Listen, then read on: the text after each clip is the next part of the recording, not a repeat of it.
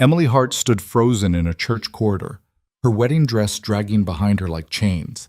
In 20 minutes, she would walk down the aisle to marry Vincent Moretti, a man 40 years her senior, a crime lord who collected wives like trophies. Her hand shook so violently she could barely grip the wall. She had never disobeyed her father, never raised her voice, never said no. But as organ music swelled through the building, something inside her cracked. For the first time in 23 years, Emily Hart made a choice. She ran. If you want to see how far this story reaches, drop a like and comment with your city below. Now, let me take you into Emily's world. Bam. The wedding dress weighed more than Emily did. That was the thought circling her mind as she stumbled through the back hallways of St. Catherine's, the white fabric snagging on every corner, every door handle, every exposed nail in the old wood paneling. The bodice crushed her ribs. The train dragged like an anchor. Her mother had called it a masterpiece. Emily called it a straitjacket made of silk and lies. Her breath came in short, desperate gasps. Behind her she could hear voices. Her father's people probably, or Vincent's men. She couldn't tell anymore and didn't care. The distinction didn't matter. They all wanted the same thing, to drag her back to that altar, to finish what had been arranged when she was 16 and too afraid to understand what it meant. She pushed through a side door and found herself in a narrow alley between the church and the adjacent building. The late afternoon sun hit her face, blinding after the dim corridors.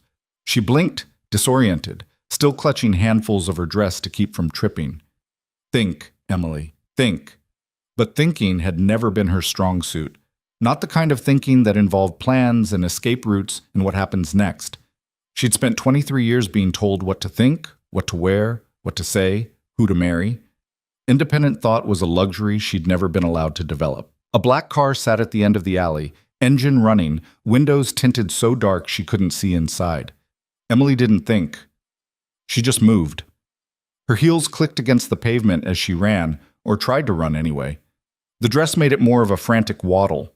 She reached the car and yanked the back door open, throwing herself inside with all the grace of a drowning person grabbing a life raft. "Drive," she gasped. "Please, just drive. I'll pay you whatever." The driver's seat was empty. The car was empty. Emily's heart stopped. No, no, no, no. She'd just climbed into some random car like an idiot, and now she was trapped. And they'd find her, and her father would... The driver's door opened. A man slid into the seat with the fluid ease of someone who'd done it 1,000 times. He didn't look back at her, didn't acknowledge her presence at all. He simply closed the door, put the car in gear, and pulled out of the alley like nothing unusual had happened. Emily pressed herself against the far door, her dress billowing around her like a cloud of accusation. She could see the back of his head, dark hair, precisely cut. Expensive suit jacket, hands on the steering wheel that didn't shake, didn't hesitate. "I'm sorry," she whispered. "I didn't mean to. I can get out at the next..." "You're Emily Hart." His voice cut through her apology like a knife through water, deep, calm, absolutely certain. She froze. He glanced at her in the rearview mirror, and for the first time she saw his eyes. Dark. Measuring. The kind of eyes that missed nothing and forgot less. "The runaway bride," he continued, still driving with that same unhurried precision. "Quite the scene you've made." I'm not..." The words tangled in her throat. "Who are you?" Adrienne Rousseau. The name hit her like a physical blow. Everyone in the city knew that name. You didn't grow up as Richard Hart's daughter without learning the names of his enemies, the people he mentioned in low, dangerous tones when he thought she wasn't listening. Adrienne Rousseau topped that list. Had topped it for years. Emily's father dealt in real estate and construction, legitimate fronts for less legitimate enterprises. Adrienne Rousseau dealt in everything else, imports, exports, the kind of business that happened in shadows and left no paper trail. The two men had been circling each other for a decade, neither quite willing to start a war that might consume them both. And Emily had just climbed into his car. "Let me out." Her voice came out smaller than she intended. "Please." "We're doing 60 on the interstate." He changed lanes smoothly. "I'd advise against it." The interstate. They were already on the interstate. She hadn't even noticed. Emily looked out the window. The city was falling away behind them. skyscrapers giving way to industrial parks, then to the kind of empty stretch where anything could happen and no one would know. Where are you taking me? Somewhere your father won't find you. He said it like it was obvious. Isn't that what you want? Why would you help me? Who said I'm helping you? The question hung in the air between them. Emily pulled her knees up to her chest, difficult in the massive dress, but she managed and tried to think, really think. Adrian Russo had no reason to help her. He had every reason to use her. She was Richard Hart's daughter, promised to Vincent Moretti in a marriage designed to unite two criminal empires. She was a pawn, a bargaining chip, a commodity, and she'd just delivered herself into the hands of her father's worst enemy. He'll kill you, she said quietly. My father. When he finds out. Your father's been trying to kill me for 10 years. He's not very good at it. Vincent Moretti is a 63-year-old man who needs a child bride to feel powerful. Adrian's voice held something that might have been contempt. I'm not concerned about Vincent. The car slowed, turning off the interstate onto a smaller road. Trees lined both sides, their branches creating a tunnel of green that blocked out most of the fading sunlight. I need to make a phone call, Emily said suddenly. My phone's in my bag, but I left my bag in the bridal suite. I need to tell someone I'm okay. Who? The question stumped her. Who would she call? Her mother, who'd helped lace her into this dress and told her to stop crying, that every girl gets nervous before her wedding? Her father, who'd sold her like livestock? Her friends from college, the ones who'd stopped calling after graduation when they realized being friends with Richard Hart's daughter came with complications? I don't know, she admitted. Adrian said nothing. They drove for another 20 minutes in silence. Emily watched the trees give way to a tall iron gate, which opened automatically as they approached. Beyond it, a long driveway stretched toward a house that made her father's estate look like a cottage. 3 stories of stone and glass, surrounded by manicured grounds that probably employed a full-time staff. Security cameras were positioned at regular intervals, discreet but visible if you knew what to look for. Emily knew what to look for. She'd grown up in a house just like this one, where safety was an illusion maintained by armed men and technology. The car stopped in front of the main entrance. Adrian got out first, then opened her door. The gesture was so automatic, so ingrained that Emily almost missed the strangeness of it. A man who'd essentially kidnapped her, offering his hand like a gentleman. She didn't take it. She gathered her dress and stumbled out on her own, nearly twisting her ankle on the gravel.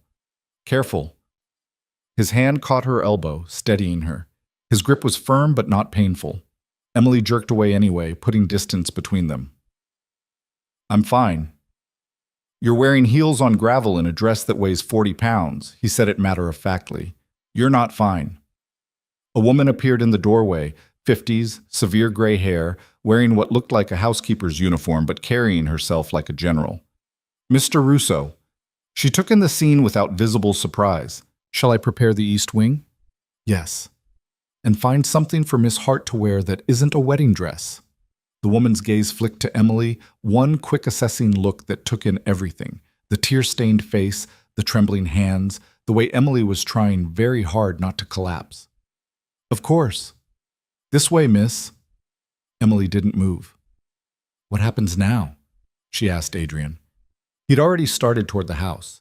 He paused, turning back to face her fully for the first time. In the fading light, she could see him more clearly, maybe 35, with the kind of face that would have been handsome if it wasn't so controlled, so carefully blank. His suit probably cost more than her wedding dress. Everything about him screamed power, the kind that didn't need to announce itself. Now you decide what you want. I want to go home. No, you don't. The certainty in his voice made her angry. You don't know what I want. I know you didn't climb into a stranger's car because you wanted to go home. He tilted his head slightly, studying her. You climbed into my car because you were desperate. So here's the situation, Emily. Your father is currently tearing the city apart looking for you. Vincent Moretti is considering it a personal insult. In approximately 3 hours, every law enforcement officer and criminal with a grudge will have your picture. You have 3 options. He counted them off on his fingers. 1. I take you back. You marry Vincent, live whatever life that entails, and we pretend this never happened. 2. I drop you at a bus station with enough cash to disappear. You're on your own. 3. You stay here, where no one will find you until we figure out what comes next. Why would you do that? Emily's voice cracked. Why would you help me at all? Because Richard Hart's daughter running away from her own wedding is the most interesting thing that's happened in months. His expression didn't change. And because I'm curious what kind of person you'll be when you're not scared. He walked into the house, leaving her standing in the driveway with the housekeeper. The woman, she introduced herself as Mrs. Chen, led Emily through halls that felt like a museum. Original art on the walls, floors so polished Emily could see her reflection. Everything spotless, everything expensive, everything carefully curated to project power. The East Wing turned out to be a suite of rooms bigger than Emily's apartment at college had been. Bedroom, sitting room, bathroom, with a tub that could fit 3 people. French doors opened onto a balcony overlooking gardens that probably required a full-time team. I'll bring you some clothes, Mrs. Chen said. Mr. Russo keeps a selection for guests. They should fit well enough. Does he have a lot of female guests? It came out more bitter than Emily intended. Mrs. Chen's expression didn't change. Mr. Russo has a lot of business associates. Some of them are women. Some of them occasionally need to stay overnight. She moved toward the door. There are towels in the bathroom. Dinner is at 8 if you'd like to join Mr. Russo. If not, I can bring something up. She left before Emily could respond. Emily stood in the middle of the room, still wearing the dress, still shaking. Then she started laughing. It bubbled up from somewhere deep and hysterical, the kind of laughter that was close cousins with crying. She pressed her hands to her mouth, trying to muffle it, but it kept coming. She'd run away from her wedding and ended up with Adrian Russo. Adrian Russo, who her father had warned her about since childhood, who Vincent had mentioned with casual contempt, who existed in her mind as more monster than man. And he'd offered her a choice. That's what broke her, finally. Not the fear, not the adrenaline crash, but the simple fact that someone had asked her what she wanted. Emily sank to the floor, the dress pooling around her, and cried until she couldn't anymore. She must have fallen asleep on the floor, because the next thing she knew, someone was knocking on the door. Miss Hart? May I come in? Emily blinked, disoriented. The light had changed. Evening now, the room dim except for a lamp Mrs. Chen must have turned on. Yes. Mrs. Chen entered carrying a tray, tea, sandwiches, and a neat stack of folded clothes. I thought you might prefer to eat something before attempting the dining room. She set everything on the coffee table. The bathroom has everything you need. Take your time. Mr. Russo isn't expecting you. Emily struggled to her feet, her legs numb from sitting on the floor. Can you help me with this dress? 20 minutes later, Emily stood under a shower hot enough to scald, watching wedding makeup run down the drain in streams of beige and black. The dress hung on the back of the door like an accusation. She'd needed Mrs. Chen's help with the buttons. Dozens of tiny fabric-covered buttons running down her spine, each one fastened by her mother's hands that morning. That morning. It felt like a year ago. Emily washed her hair 3 times, trying to get out all the pins and spray. Her scalp ached. Everything ached. She stayed in the shower until the water started to cool, then forced herself out. The clothes Mrs. Chen had brought fit surprisingly well. Soft cotton pants, a cashmere sweater that probably cost more than Emily's monthly car payment back when she'd had a car. Everything in muted colors, nothing flashy. She found a hair tie in one of the drawers and pulled her wet hair back. The girl in the mirror looked young, exhausted, lost. Emily turned away. She ate the sandwiches mechanically, not tasting them, washing them down with tea that had gone lukewarm. Through the balcony doors, she could see lights coming on across the grounds. Security lights, probably. Keeping watch. A clock on the mantel read 9:47. Emily had been married by now, in the timeline that didn't happen. She'd have stood next to Vincent while he made his vows, while her father watched approvingly, while 2 criminal empires sealed their alliance with her as the contract. She thought about Vincent's hands, the way he'd touched her face during their courtship. 3 supervised dinners where he'd talked about his expectations for a wife, for children, for obedience. The way he'd looked at her like she was something he'd already purchased, just waiting for delivery. A knock at the door made her jump. It's unlocked. Adrian stepped inside, still wearing the suit from earlier but with his tie loosened, top button undone. He looked tired, actually tired. not the carefully maintained composure from the car. How are you feeling? Like I ruined my life. Did you? He moved to the balcony doors, looking out at the grounds. What was your life before this? Emily considered the question. Waiting? For what? For someone to tell me what to do next. He turned to face her. And now? Now I'm still waiting, just in a different room. Something flickered across his expression, amusement maybe, or approval. You're sharper than you pretend to be. I'm not pretending anything. Yes, you are. He leaned against the doorframe. You've been pretending your whole life. Pretending to be smaller, quieter, less than you are. It's a survival strategy. I recognize it. You don't know anything about me. I know your father underestimated you. I know Vincent Moretti saw you as a trophy. I know you spent 23 years being invisible. He paused. And I know you got tired of it. Emily wanted to argue, to deny it, but the words wouldn't come. Because he was right. She had been tired. So tired of being looked through, talked over, decided for. What happens tomorrow? She asked instead. Tomorrow your father will make demands. Vincent will make threats. The police will get involved because kidnapping is still technically illegal, even when the victim climbs into the car willingly. He said it all calmly, like discussing the weather. I'll handle it. How? That's not your concern. It's my life. Then what do you want to do about it? He straightened, moving closer. Not threatening, just closing the distance. You asked what happens next. I'm asking you the same question. What do you want, Emily? No one had ever asked her that before. Not really. Not and meant it. I don't know, she whispered. Then figure it out. He headed for the door, then paused. You're safe here. No one gets past my security. Take the time you need. Why? He looked back at her. Why what? Why are you doing this? Don't tell me it's curiosity. Nobody risks a war with Richard Hart and Vincent Moretti over curiosity. For a long moment, he didn't answer. Then, my mother was promised to a man she didn't choose. She went through with it because she thought she didn't have options. She was wrong. His voice stayed level, but something in his eyes had gone cold. You climbed into my car instead of walking down that aisle. That took more courage than most people have. I'm curious what you'll do with it. He left before Emily could respond. She stood alone in the guest room in borrowed clothes, in a house belonging to her father's enemy, and tried to figure out what she wanted. The problem was, she'd spent so long being what everyone else wanted that she wasn't sure she knew how to want things for herself. But she had all night to learn. Emily didn't sleep well. The bed was comfortable, the room quiet, but her mind wouldn't shut off. Every time she closed her eyes, she saw her father's face, heard Vincent's voice, felt the weight of that dress dragging her down. At 6 a.m., she gave up and went looking for coffee. The house was massive and confusing, but she followed her nose and found the kitchen, an enormous space with commercial-grade appliances and enough counter space to run a restaurant. Mrs. Chen was already there preparing breakfast. Good morning, Miss Hart. Coffee? Please, and call me Emily.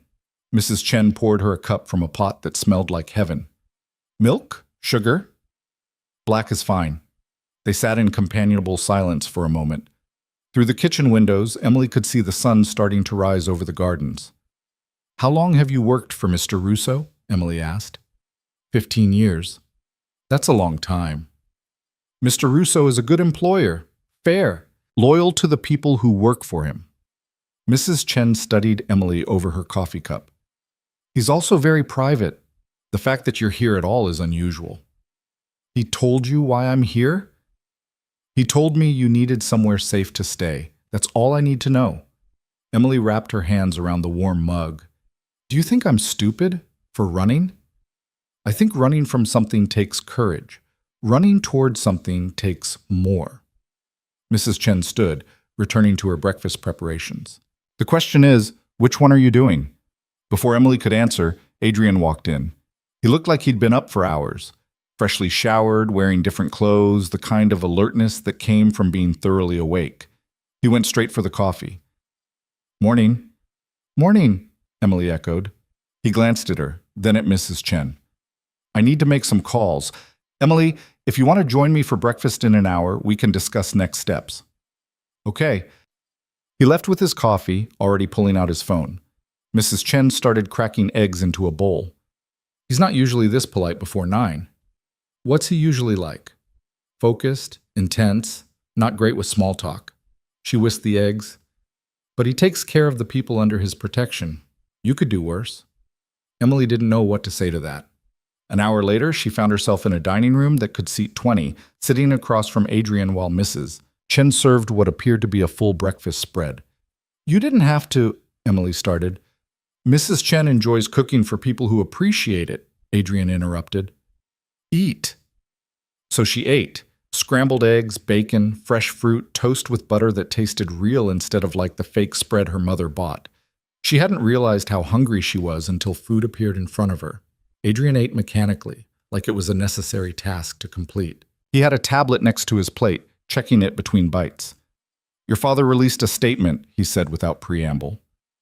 You were kidnapped from the church by an unknown assailant. He's offering a reward for information leading to your safe return. Emily's appetite vanished. He's lying. Of course he is, but it's a smart play. Makes you the victim instead of a runaway. Maintains the engagement, maintains the alliance with Moretti. What did Vincent say? Nothing publicly. Privately, he's furious, considers it a personal humiliation. Adrian glanced up from his tablet. He wants you found, quickly. Emily set down her fork. I can't go back. I know. No, I mean, I can't. Her voice started to shake. If I go back, my father will make sure this never happens again. I don't know what he'll do, but I know it won't be good. And Vincent, you're not going back. The certainty in Adrian's voice cut through her rising panic. But I said what would happen, not what we're going to do about it. He pushed his plate aside. Your father and Moretti have a problem. You're gone, and they need to save face. That gives us leverage. Leverage for what? For keeping you dead. Emily blinked. What? Adrian leaned back in his chair. Not literally, but in terms of Richard Hart's daughter, the obedient child who did what she was told. That person needs to disappear, permanently. I don't understand. You can't be Emily Hart anymore. That name, that identity, it's tied to your father, to his business, to everything you're running from. If you want to stay gone, you need to become someone else. The implications of that hit her slowly. You mean fake my death? Too dramatic, too many questions. Better to simply vanish. Let your father spin whatever story he wants. Meanwhile, you build a new life. How? New name, new background, new everything.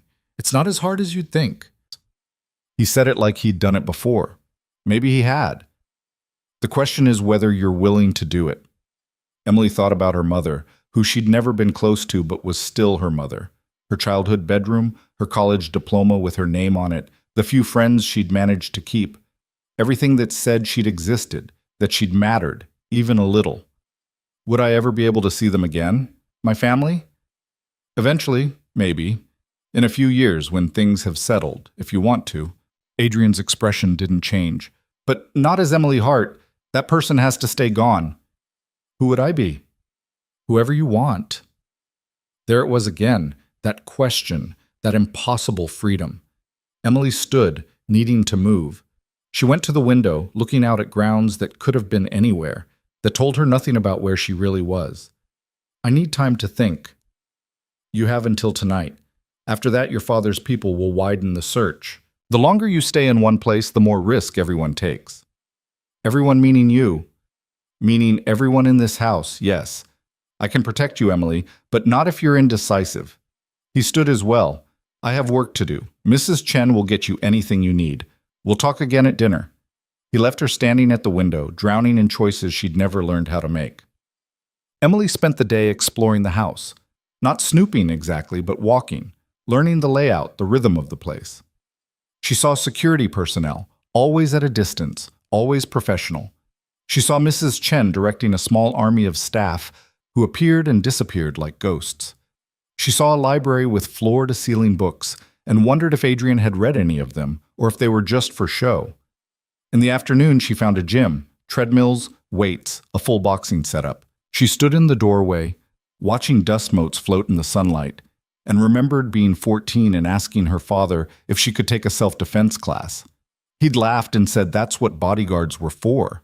Emily hadn't had bodyguards today. She'd been on her own, walking through a stranger's house, and no one had stopped her or questioned her or told her where she could and couldn't go. It felt strange, wrong, like wearing shoes on the wrong feet. She found Adrian in what appeared to be his office, a large room with a desk, computers, and maps covering one wall. He was on the phone, speaking in a language she didn't recognize. He saw her in the doorway and motioned her in without breaking his conversation. Emily sat in one of the chairs facing his desk and waited. He finished the call, made some notes, then looked at her. Decision? I want to ask you something first. Go ahead. If I do this, if I disappear, become someone new, what do you get out of it? He seemed to consider how to answer that. Richard Hart has been a problem for a long time. He operates in my territory, undercuts my businesses, causes complications. I can't move against him directly without starting a war neither of us wants. But if I'm gone, if you're gone, his alliance with Moretti weakens. Vincent doesn't get the young wife he wanted. The marriage that was supposed to unite their operations doesn't happen. They start questioning each other, blaming each other. Adrian leaned forward. I don't have to destroy your father. I just have to help him destroy himself. Using me. Using the choice you already made. You ran, Emily. I'm just offering you a place to run to. It was honest, at least. Brutally honest. And if I say no, if I want to try on my own, then I'll give you money and a head start and wish you luck. But you should know, your father has resources. If you're out there alone, he'll find you eventually. And if I stay with you, then you have my protection, my resources, a chance to actually disappear instead of just hiding. Emily looked at her hands, small hands, soft, with nails her mother had insisted be manicured for the wedding, hands that had never done anything harder than type papers for college classes. What would I have to do? Learn, adapt, become someone your father wouldn't recognize even if he looked right at you. Adrian's voice softened slightly. It won't be easy. You'll have to give up everything familiar, but you'll be free. Free. The word sounded foreign. I'll do it, Emily said quietly. You're sure? No, but I'm more sure about this than I was about marrying Vincent. Something that might have been a smile crossed Adrian's face. Good enough. We start tonight. Start what? Killing Emily Hart. He said it so casually that it took Emily a moment to process. Then she understood. They were going to erase her, bit by bit, until nothing remained except a girl who'd run from a wedding and never looked back. And somewhere in the wreckage, someone new would emerge. Emily just had to figure out who that person was. The first thing Adrian did was take away her phone. But I don't even have my phone, Emily protested. I left it at the church. Good. Don't get another one. He was already typing on his laptop, fingers moving with practiced efficiency. Phones are tracking devices that occasionally make calls. Emily Hart's phone is sitting in an evidence bag somewhere, or your father has it.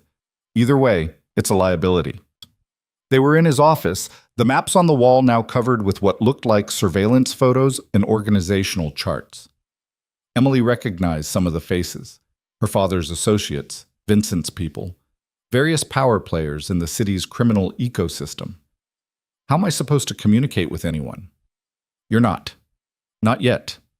Adrian glanced up from his screen. For the next few weeks, you don't exist. No contact with anyone from your old life. No social media, no email, nothing digital that can be traced. Emily sank into the chair across from his desk. So I'm a prisoner. You're protected. There's a difference. Doesn't feel different. It will. He turned his laptop around, showing her a news article. Look. The headline read, Heiress missing after church ceremony disrupted. Below it, a photo of Emily from last year, taken at some charity function her father had dragged her to. She looked polished in the picture, fake smiling. Nothing like the girl currently sitting in worn cashmere and still damp hair. They're running with the kidnapping angle, Adrian said. Your father's offering $500,000 for information. Vincent's people are pressuring the police to classify it as a federal case. Federal? Crossing state lines, organized crime involvement, the whole package. They're making it a big deal. He closed the laptop. Which works in our favor.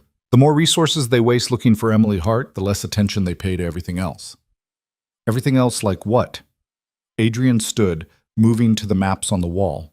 He pointed to a warehouse district on the east side of the city. Your father's been using this area for imports. Legitimate cargo mixed with less legitimate items. I've been trying to get evidence for months. And now? Now he's distracted, sloppy. When people are emotional, they make mistakes. He looked at her. I'm going to use that. Emily felt something cold settle in her stomach. You're using me as bait. I'm using the situation. You already ran, Emily. I'm just making sure it counts for something. She wanted to be angry, wanted to feel betrayed. But the truth was she'd known this wasn't charity. Adrian Russo didn't do things out of the goodness of his heart. He told her that himself. What do I have to do? For now, nothing. Stay here, stay out of sight. Let me handle your father. He pulled out a folder from his desk drawer. Tomorrow, we start building your new identity. But tonight, you need to understand something. What? The girl who ran from that church yesterday? She's gone. You can't be her anymore, not even in private. Every habit, every mannerism, every way you interact with the world, it all has to change, otherwise someone will recognize you eventually. Emily's hands started shaking again. I don't know how to be anyone else. Then learn. His voice wasn't cruel, just matter of fact. You learned how to be Emily Hart. You can learn how to be someone new. A knock at the door interrupted them. Mrs. Chen entered carrying a tray with tea and what looked like documents. The papers you requested, she said, setting everything on Adrian's desk. Thank you. He waited until she'd left before opening the first folder. Birth certificate, social security card, driver's license, all legitimate, all traceable if anyone looks hard enough. Your new name is Sarah Mitchell, 25 years old, from Portland, recently moved to the area for work. Emily stared at the documents. The birth certificate looked real, worn at the edges like it had been folded and unfolded many times. The name Sarah Mitchell was typed in official font, but the photo on the driver's license was wrong. That's not me. It will be. We'll take new photos tomorrow once we've changed your appearance. Change my appearance how? Hair color, contacts if you want to change your eye color, different style of clothing. Small changes that add up to someone completely different. Adrian pulled out another folder.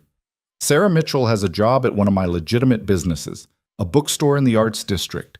You'll work there, live above it, establish a routine, become real. A bookstore? Emily couldn't hide her surprise. You have a degree in English literature. It's one of the few things from your real life we can use. He studied her. Unless you'd prefer something else. No, it's just, I didn't think you knew that. I know everything about you, Emily. Where you went to school, what you studied, the fact that you spent most of college trying to be invisible. He said it without judgment. The question is whether you want to keep being invisible or if you want to actually exist. Emily thought about her college years. 4 years of keeping her head down, making acquaintances but no real friends, studying in her dorm room instead of going to parties. Her father's name had followed her everywhere, a shadow she couldn't escape. People either wanted to use her connection or were scared of it. I want to exist, she said quietly. Good. Then we start tomorrow at 7. Get some rest. It wasn't a suggestion. Emily left his office and wandered back to her room, her mind spinning. Sarah Mitchell. The name felt foreign, like trying on someone else's clothes. But maybe that was the point. She found Mrs. Chen in the kitchen, preparing what looked like dinner for a small army. Can I help? Emily asked. Mrs. Chen looked up, surprised. You want to help cook? I want to do something with my hands. I'm going crazy just sitting around. For a moment, Emily thought she'd be refused. Then Mrs. Chen nodded toward the vegetables on the counter. Those peppers need chopping, small dice. Emily picked up a knife, weighing it in her hand.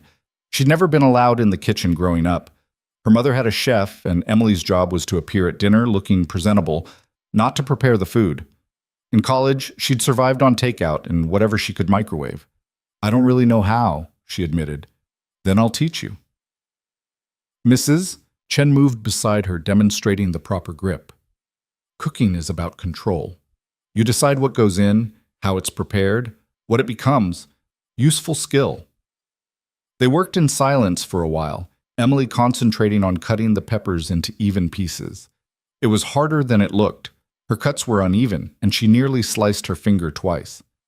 You're gripping too tight, Mrs. Chen observed. Let the knife do the work. Emily loosened her grip, tried again.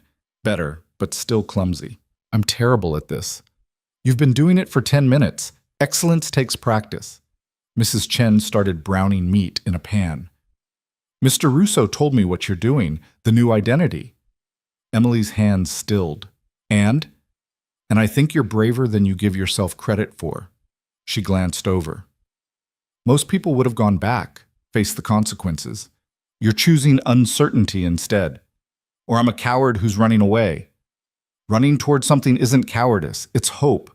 Emily thought about that while she finished the peppers. Hope seemed like a generous interpretation. Desperation felt more accurate. They prepared dinner together, Mrs. Chen offering quiet corrections and occasional praise when Emily got something right. By the time everything was ready, Emily's hands hurt, and she was exhausted, but she'd made something. It wasn't much, just chopped vegetables and stirring sauce, but it was more than she'd done in years. Thank you, she told Mrs. Chen. For what? For treating me like a person instead of a problem. Mrs. Chen's expression softened. Everyone in this house is here because Mr. Russo gave them a chance when no one else would. That includes me. I'm just passing it forward. Emily wanted to ask what she meant, but Adrian appeared in the doorway before she could. Dinner ready? Just finishing. Mrs. Chen started plating food. Emily helped. Adrian's gaze flicked to Emily, something unreadable in his expression. Did she? They ate in the kitchen instead of the formal dining room, the three of them around the large wooden table. It felt almost normal, if you ignored the security cameras and the loaded gun Emily spotted in Adrian's shoulder holster when his jacket shifted. Your father filed a missing persons report, Adrian said between bites. The FBI is officially involved now. Emily's appetite vanished. That's bad. It's expected. They'll investigate, find nothing, eventually move on to other cases. Missing adults are low priority unless there's evidence of foul play. He'll tell them I was kidnapped. He'll tell them he believes you were kidnapped. Without evidence, it's just a worried father's theory. Adrian refilled his water glass. The key is making sure they don't find evidence. What kind of evidence could they find? You, mostly. If they locate you and you tell them you left willingly, it undermines his entire narrative. He looked at her directly. Which is why you need to understand, if law enforcement finds you, you can't tell them the truth. You ran away, yes, but you're safe now. You don't want to be found, and you're asking them to respect your privacy as an adult. Will they? Legally, they have to. You're 23, not a minor. If you tell them you're safe and don't want your location disclosed, they'll close the case. And if my father doesn't accept that, he won't. But there's nothing he can do about it without admitting he wanted to force you into an unwanted marriage, which raises questions he doesn't want answered. Adrian's voice hardened. Your father's power comes from reputation. He can't afford to look like a man who can't control his own daughter. The words stung, but they were true. Richard Hart's entire empire was built on fear and respect. A daughter who publicly defied him undermined both. He'll come after you, Emily said. Blame you for taking me. Let him try. The certainty in Adrian's voice sent chills down her spine. Not fear exactly. Something else. Something that felt dangerously like safety. After dinner, Emily retreated to her room and found new clothes laid out on the bed. Not the expensive cashmere from before, but regular clothes. Jeans, t-shirts, a leather jacket that looked worn but well made. A note in Mrs. Chen's handwriting read, For tomorrow. Dress comfortable. Emily tried on the jeans. They fit perfectly, which was somehow more unsettling than if they'd been wrong. Someone had paid attention to her size, her measurements. Someone had cared about details. She sat on the bed surrounded by clothes meant for someone named Sarah Mitchell and tried to imagine being that person. What would Sarah like? How would she talk, walk, hold herself? Would she be confident or shy? Outgoing or reserved? The possibilities were overwhelming. A soft knock interrupted her spiral. Come in? Adrian entered carrying a laptop. I thought you might want to see something.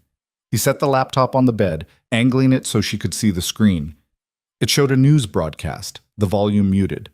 Her father stood behind a podium, looking appropriately devastated. Vincent Moretti stood beside him, stone-faced. Adrian unmuted the audio. Our family is going through a nightmare, her father was saying, his voice thick with manufactured emotion. My daughter Emily is a gentle, trusting soul. We believe she was targeted because of our family's prominence. We're asking anyone with information to please come forward. The camera cut to a reporter. Mr. Hart, some witnesses say they saw your daughter running from the church voluntarily. Can you comment on that? Her father's expression hardened for a fraction of a second before smoothing out. My daughter was clearly in distress. Whatever she was running from, we need to find her and bring her home safely. Adrian muted the audio again.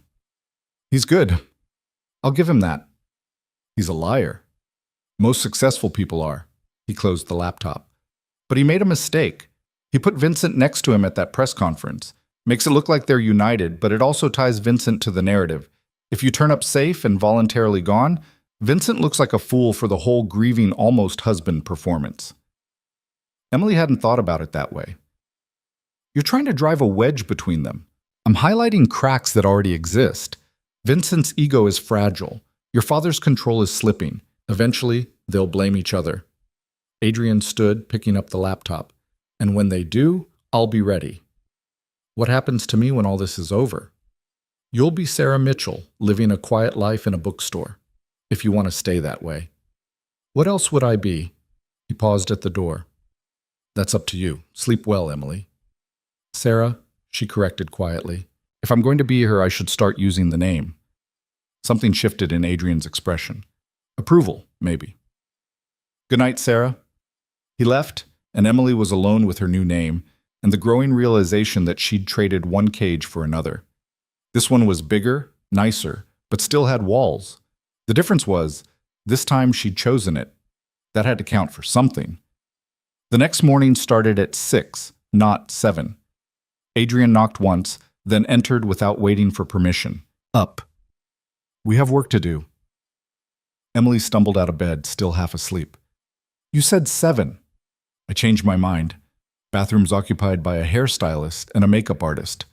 They have 2 hours to transform you. Transform me into what? Someone your father wouldn't recognize if he passed you on the street. The hairstylist turned out to be a woman named Lucia, mid-40s with platinum blonde hair and an accent Emily couldn't place. The makeup artist was younger, tattooed, introducing herself as just Kai. They looked at Emily like she was a project. The hair has to go, Lucia said, running her fingers through Emily's dark brown waves. Color and cut. How short? Emily asked nervously. Shoulder length, layers for movement, and we're going lighter. Not blonde, too obvious, but caramel, some highlights, make you look sun-touched instead of hidden. Kai circled Emily, studying her face. Bone structure is good. We can work with this. But the way you hold yourself needs to change. You fold inward, make yourself smaller. Sarah Mitchell doesn't do that. How do you know what Sarah Mitchell does? Because I'm creating her. Kai pulled out what looked like a tackle box full of makeup. Sarah's confident but not flashy. She makes eye contact. She doesn't apologize for existing. That starts with how you see yourself. The next 2 hours were a blur of chemicals and cutting, and Lucia chattering in a mix of English and what might have been Italian. Emily watched in the mirror as her hair got shorter, lighter, transformed into something that caught light instead of absorbing it. Kai worked on her face with the precision of a surgeon, explaining each step. You've been hiding behind no makeup, which ironically makes you more memorable. Sarah wears enough to look polished but natural. Men notice the no makeup look more than they think they do. I'm not trying to attract men. You're trying to be invisible to the right people and visible to everyone else. That's a balance. Kai blended something on Emily's cheeks. The goal is to look like someone who belongs, who has a life and purpose, not someone running scared. When they finished, Emily stared at herself in the mirror. The woman looking back was her, but not.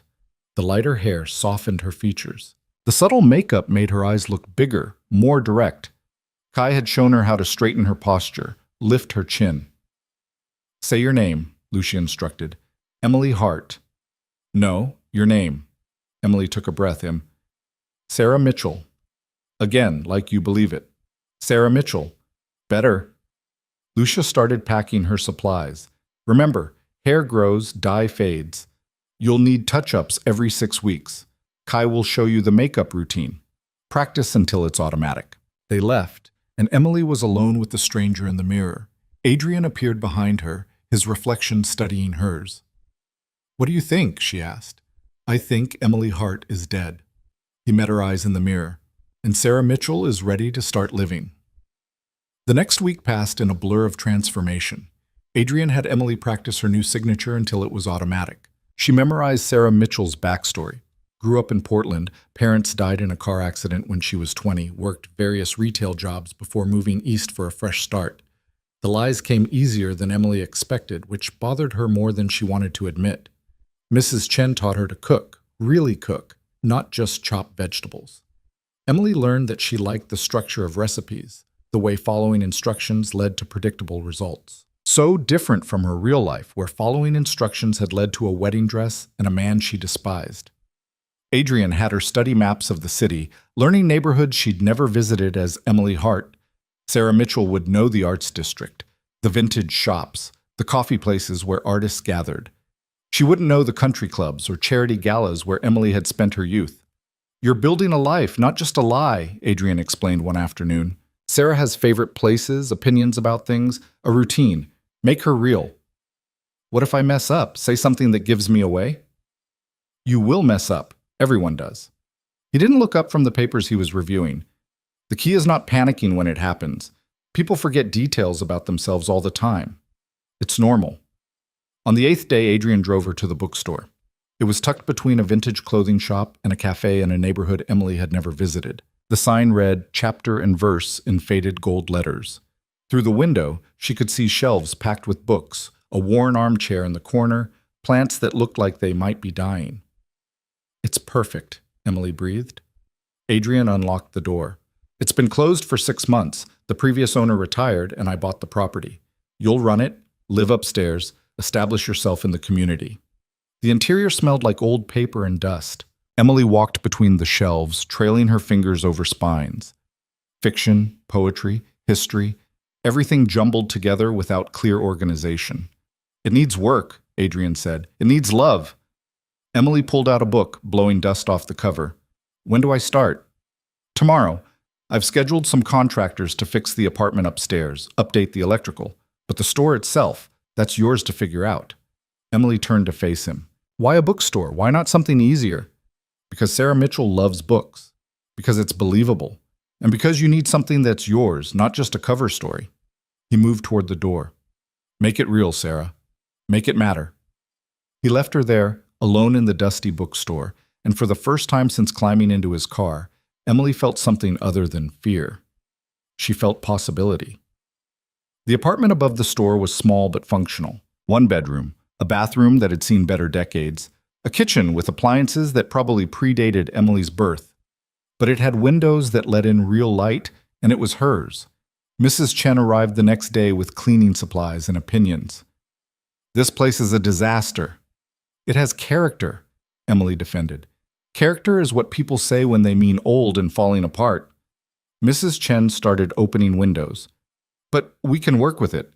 They spent 3 days cleaning, painting, making the space livable. Emily learned she was terrible at painting. She got more on herself than the walls, but she kept trying anyway. Mrs. Chen brought curtains, a few pieces of furniture, things that made the apartment feel like someone actually lived there.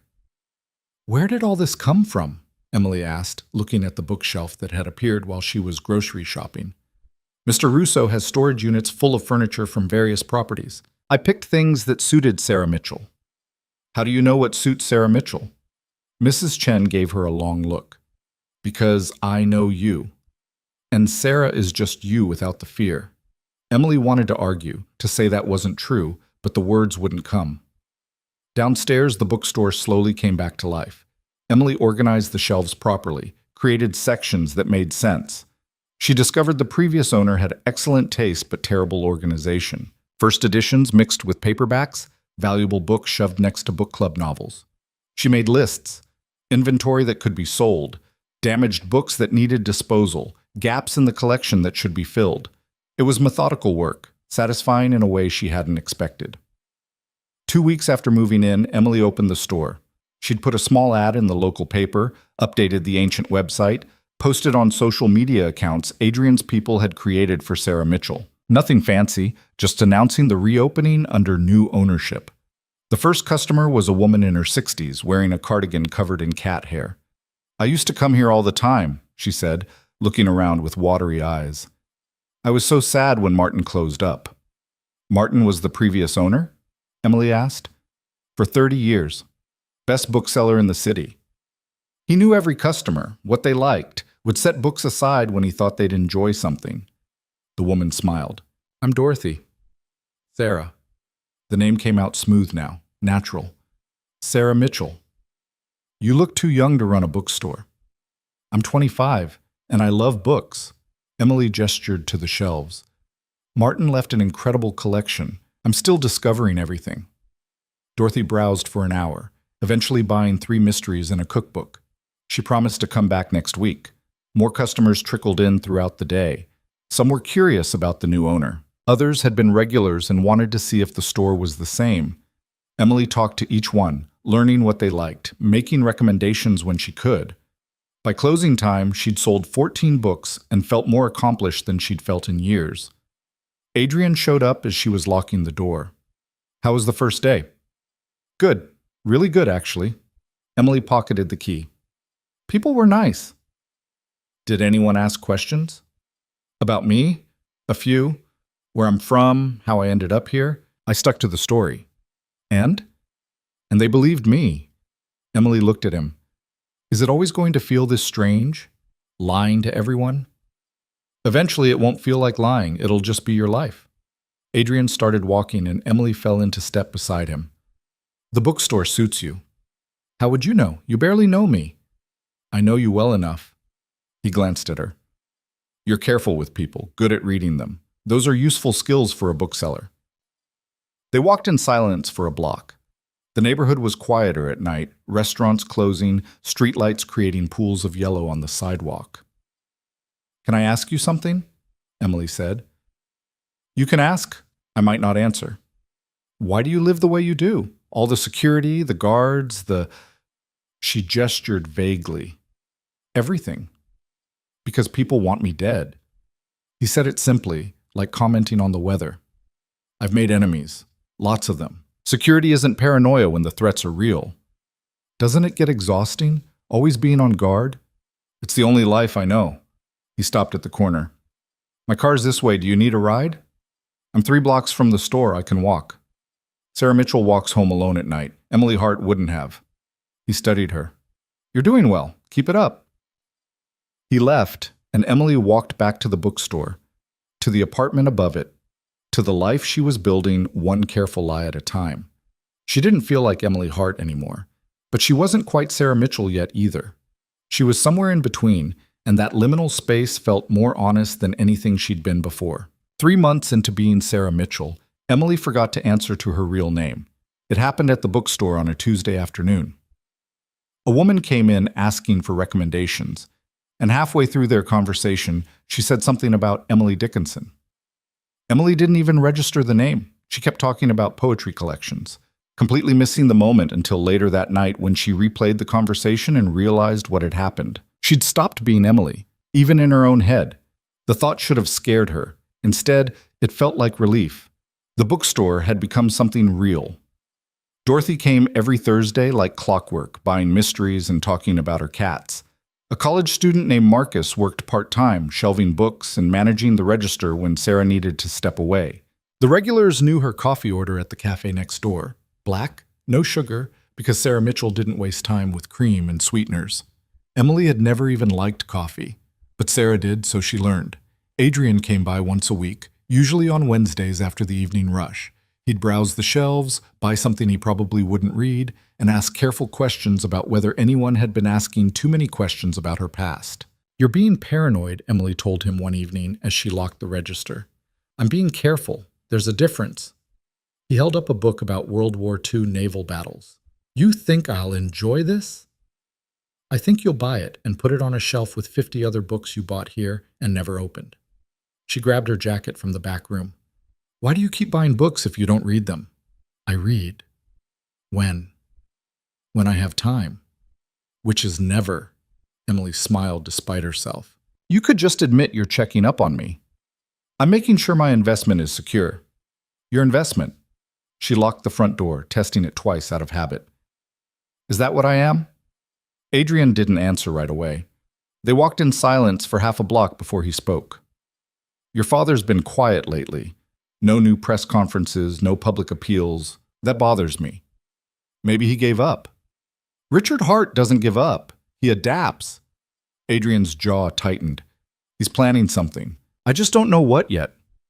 Emily felt the familiar flutter of fear in her chest, the one that showed up whenever her father was mentioned. She'd been so focused on becoming Sarah Mitchell that she'd almost let herself forget she was still Emily Hart, still someone her father wanted to find. What do I do? Keep doing what you're doing. Be Sarah. Live your life. He glanced at her. And stay alert. If you see anyone watching the store, anyone asking questions that feel wrong, you tell me immediately. You really think he'd find me? I think your father has resources, and 3 months isn't that long in an investigation. The FBI probably moved on, but he hasn't. Adrian stopped at the corner where they usually parted ways. There's something else. Vincent Moretti was spotted in the city last week. Emily's blood went cold. Why would he be here? I don't know, but he wasn't alone. Had 4 of his people with him, stayed 2 days, then left. Adrian's expression darkened. He's not over the humiliation. Men like Vincent don't forget being left at the altar. It wasn't at the altar. I ran before the ceremony. Semantics. The result is the same. You made him look weak. Adrian moved closer, his voice dropping. If he finds you, he won't care that you're trying to live a quiet life. He'll care that you're the reason people laughed at him. Emily wrapped her arms around herself, suddenly cold despite the mild evening. So what do I do? Run again? No. Running makes you look guilty, makes you easier to track. You stay here, stay Sarah, and if Vincent shows up, you call me. He pulled out his phone, typing something quickly. I'm putting 2 of my people in the area. They'll be around but not obvious. Extra eyes. I don't want bodyguards. They're not bodyguards. They're insurance. His phone buzzed and he glanced at the screen. I have to go. Be careful, Sarah. He left before she could argue, disappearing into a black car that materialized at the curb like it had been waiting. Emily watched him go, then walked the 3 blocks to her apartment, hyper-aware of every shadow, every parked car, every person on the street. This was the problem with building a new life. You started to care about keeping it. The next day, Emily noticed the man. He came in around noon, browsing the history section with the kind of focus that felt rehearsed. Mid-30s, expensive watch, shoes too clean for someone who actually walked around the city. He picked up books without reading the backs, put them down in the wrong places. Emily watched him from behind the register, her heart rate picking up. Can I help you find something? She asked, keeping her voice steady. Just looking.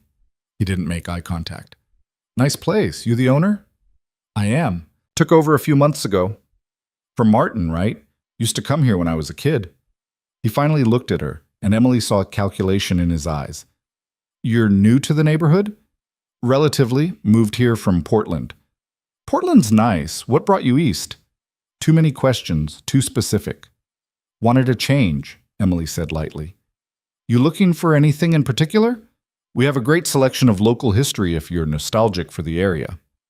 Maybe another time. He set down the book he'd been holding, upside down, she noted, and headed for the door. See you around. The door closed behind him, and Emily immediately pulled out her phone. Adrian answered on the first ring. What's wrong? Someone was just in the store, asked too many questions, wasn't actually interested in books. She described the man in detail, including the watch and the shoes. Did he give you a name? No, and I didn't ask. Should I have? No, you did right. She heard typing on his end. I'm sending someone to pull the security footage. Stay in the store. Don't leave alone tonight. I'll have Marcus close with you. Adrian? Just precautions, Sarah. Probably nothing, but we don't take chances. He hung up, and Emily was left staring at her phone, at the name Adrian Russo on the screen, at the casual way he'd slipped into taking care of problems she didn't even know how to articulate. Marcus showed up for his shift an hour later, completely unaware of anything wrong. He was a good kid, junior at the state university, studying literature because he genuinely loved it. Emily had hired him 6 weeks ago, and he'd proven reliable, showing up on time and actually reading the books instead of just shelving them. "Big plans tonight?" he asked, organizing the new arrivals. "Just the usual. You?" "Paper due Friday. Probably pull an all-nighter tomorrow." He grinned, living the dream. Emily envied him suddenly. The simple stress of college papers, the normalcy of complaining about deadlines. She'd had that once, briefly, before her father had made it clear that her degree was a formality, that her real future involved marriage and being decorative. 2 men came in around 6, different from the first guy, older, rougher around the edges, wearing jackets despite the warm evening. They didn't browse. They stood near the door, watching. Adrian's people, Emily realized with a mixture of relief and dread. She'd needed extra security. That's what that meant. Marcus noticed them too. Those guys seem lost. "They're fine. Just looking." Emily focused on the inventory spreadsheet she'd been pretending to work on for the last hour. "Hey, Marcus, if anyone comes in asking about me specifically, my background, where I'm from, anything personal, can you let me know?" "Sure, everything okay?" "Yeah, just had a weird customer earlier. Probably nothing." "Weird how?" "Just off. You know how sometimes people give you a bad feeling?" Marcus nodded slowly. "My mom always says trust your gut. She's usually right." "Smart woman." They worked in comfortable silence until closing time. The 2 men stayed outside, maintaining a discreet distance but definitely there. Marcus noticed but didn't comment, which Emily appreciated. After Marcus left, one of Adrian's men came in. "Miss Mitchell, I'm going to walk you home. Mr. Russo's orders." "I live 3 blocks away." "Yes, ma'am. Still doing it." His name was Colin, and he was professional to the point of being almost robotic. He walked slightly behind her, eyes constantly scanning the street. Emily felt ridiculous and protected in equal measure. At her door, he did a sweep of the stairwell before letting her go up. "I'll be in the area tonight. You need anything? Call this number." He handed her a card with nothing but a phone number printed on it. "Mr. Russo will be by tomorrow to discuss next steps." "Next steps for what?" "That's between you and him, ma'am. Have a good evening." He left, and Emily climbed the stairs to her apartment, unlocked 3 separate locks Adrian had insisted on installing, and collapsed on her couch. This was supposed to be simple. Disappear, become someone new, live quietly. Instead, she was back to being watched, protected, worried about men with expensive watches asking questions. Her phone rang. "Adrian, you made it home." Colin is very thorough. Colin is former military and takes his job seriously. So do I. Adrian's voice was tight. "The man from this afternoon was doing reconnaissance, checking if you match a description someone gave him." "Whose description?" "I don't know yet, but I'm going to find out." Papers rustled on his end. "In the meantime, I need you to be extra careful. Vary your routine. Don't walk the same route every day. Keep your phone on you at all times." This is exactly what I was trying to avoid. Being watched, being controlled. The difference is, I'm trying to keep you safe, not own you. His voice softened slightly. "I know this isn't what you wanted, Sarah, but your father is still looking, and now it seems like Vincent might be too. We have to assume they're working together until we know otherwise." Emily pressed her palm against her forehead, fighting off a headache. "How long do I have to live like this?" "Until they give up or we convince them you're not worth finding." He paused. "There's a third option." "Which is?" "We go on offense. Make them worry about their own problems instead of focusing on you." "What does that mean?" "It means I stop playing defense and start playing the game I'm good at." Something in his tone made Emily shiver. "But that's my concern, not yours. You focus on being Sarah Mitchell, bookseller.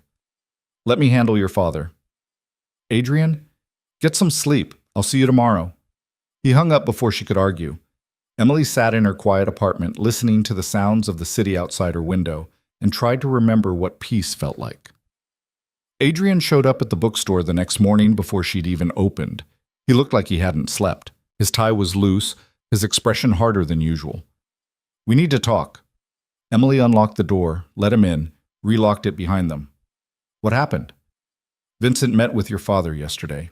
My source at the FBI confirmed it. They had dinner at that steakhouse your father owns, the one downtown. 2 hours, private room, no one else present except their personal security. They're working together. They're coordinating. Whether they're actually working together or just comparing notes, I can't tell yet." Adrian moved to the window, checking the street outside. "But the timing is bad. Vincent in town, your father suddenly quiet, and now someone scoping out your store. It's not coincidence." Emily felt the room tilt slightly. "They know where I am. They might suspect, or they're checking every bookstore in the city, seeing if any new female owners match your description." He turned to face her. "Either way, we need to move you."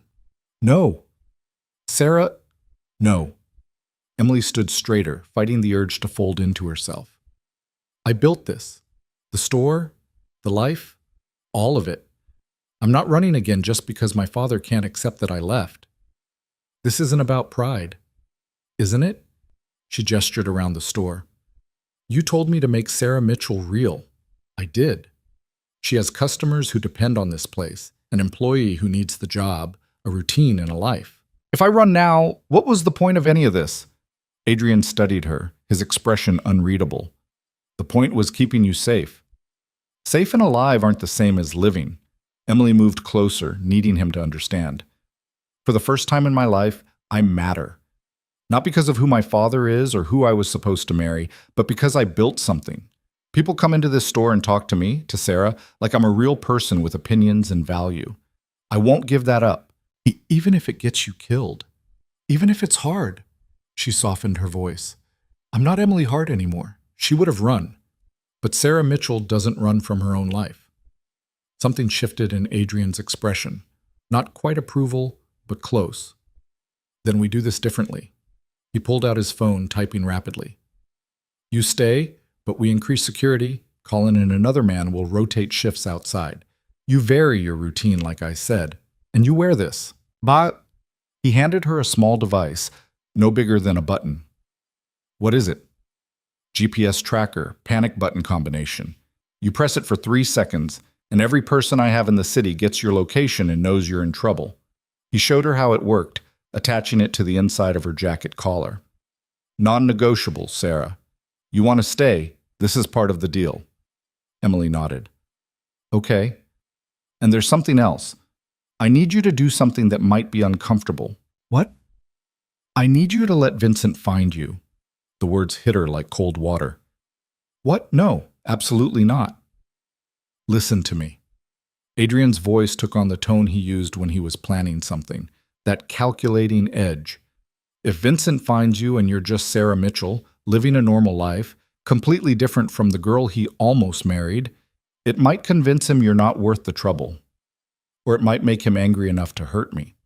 Not if I'm there. Not if we control the encounter." Adrian moved closer. He's expecting Emily Hart, scared and hiding. If he meets Sarah Mitchell, confident and building a life, it changes the narrative.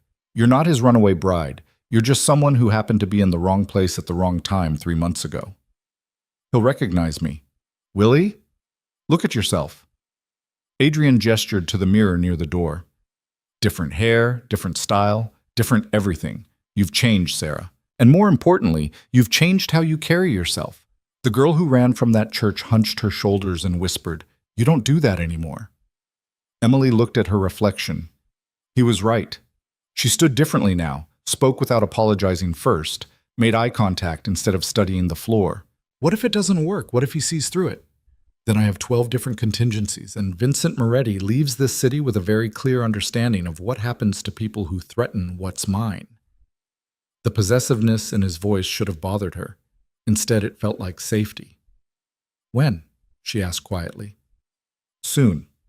I'm working on the setup now. In the meantime, you keep being Sarah. Let him come to you.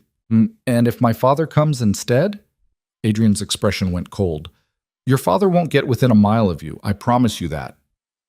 He left, and Emily spent the rest of the day trying to focus on inventory and customer service while her mind spun through worst-case scenarios. Marcus noticed her distraction. "You okay, boss? You seem stressed." "Just thinking about expansion, maybe adding a coffee bar." The lie came easily now. "Lots to figure out." "That'd be cool. Dorothy would camp out here all day." Emily managed to smile. "Exactly my concern." The afternoon passed without incident. Colin was outside, less obvious than yesterday, but still there. A few regular customers came in, bought their usual selections, chatted about the weather. Normal things, normal interactions, the kind of day Sarah Mitchell should be having. Except Emily couldn't shake the feeling of waiting for something to break. It happened on Friday. Emily was restocking the poetry section when the door chimed. She glanced up automatically, ready with her customer service smile. Vincent Moretti stood in her bookstore. He looked exactly like she remembered, tall, silver hair perfectly styled, wearing a suit that probably cost more than her monthly revenue. But up close, in the daylight, she could see the cruelty in his eyes, the hardness around his mouth. He was looking right at her. Emily's hands started shaking. She forced herself to breathe, to remember everything Adrian had told her. She wasn't Emily Hart. She was Sarah Mitchell, and Sarah Mitchell had never met this man before in her life. "Can I help you?" Her voice came out steady. Small miracle. Vincent moved deeper into the store, studying her. "This is a nice place. Been here long?" "A few months, still getting settled." Emily set down the book she'd been holding, wiping her palms on her jeans. "Looking for anything specific?" "Actually, yes. I'm looking for someone." He pulled out his phone, showing her a photo. It was Emily from a year ago, dressed for some charity event, hair and makeup professional. She looked like a stranger. "Have you seen this woman?" Emily studied the photo like it meant nothing to her. "Can't say I have. Is she missing?" "She disappeared a few months ago. Her family is very worried." "I saw something about that on the news. The heiress, right?" Emily handed back his phone. "I hope they find her. That must be awful for her family." Vincent watched her carefully. "You look a bit like her, actually. Around the eyes." "Lots of people have brown eyes." Emily smiled blandly. "If I see her, should I call someone?" "That won't be necessary." He pocketed his phone, still studying her. "You said you've been here a few months. Where were you before this?" "Portland. Worked retail. Wanted a change?" The lies flowed smooth as water. "This place needed someone who loved books, so here I am. Portland's a long way from here." "That was kind of the point. Fresh start, you know?" Vincent picked up a book from the display table, a thriller about a woman running from her past. The irony wasn't lost on Emily. "Interesting choice," he said. "It's a good book. Lots of twists." Emily moved behind the register, putting distance and a counter between them. "Can I ring that up for you?" "No, I don't read much." He set it down. "But I'll remember this place. Maybe come back sometime." Always happy to have customers. He left without buying anything, and Emily waited until his car pulled away before she let herself collapse against the counter. Her phone was ringing. Adrian. "He was just here," Emily said before he could speak. "I know. Colin called it in. You did good." "I don't feel good. I feel like I'm going to throw up." "That's adrenaline. It'll pass." Adrian's voice was calm, grounding. "Did he believe you?" "I don't know, maybe. He said I looked like her." "What did you say?" "That lots of people have brown eyes. Was that okay?" It was perfect. Dismissive, but not defensive. She heard him moving, probably pacing. "He'll report back to your father. Tell him he found a bookstore owner who might look similar but doesn't act right. That's exactly what we want." "What if they come back?" "Then you handle it the same way. You're Sarah Mitchell. You run a bookstore. You have no idea why people keep showing you pictures of some missing heiress." He paused. "I'm proud of you." The words caught Emily off guard. "What?" "You didn't fold. You didn't panic. You stood your ground and played the part." His voice softened. Emily Hart couldn't have done that. But Sarah Mitchell can. Emily closed her eyes, letting the praise sink in. She'd spent her whole life being told she was disappointing, inadequate, not enough. Hearing someone say they were proud felt foreign and necessary in equal measure. "Thank you.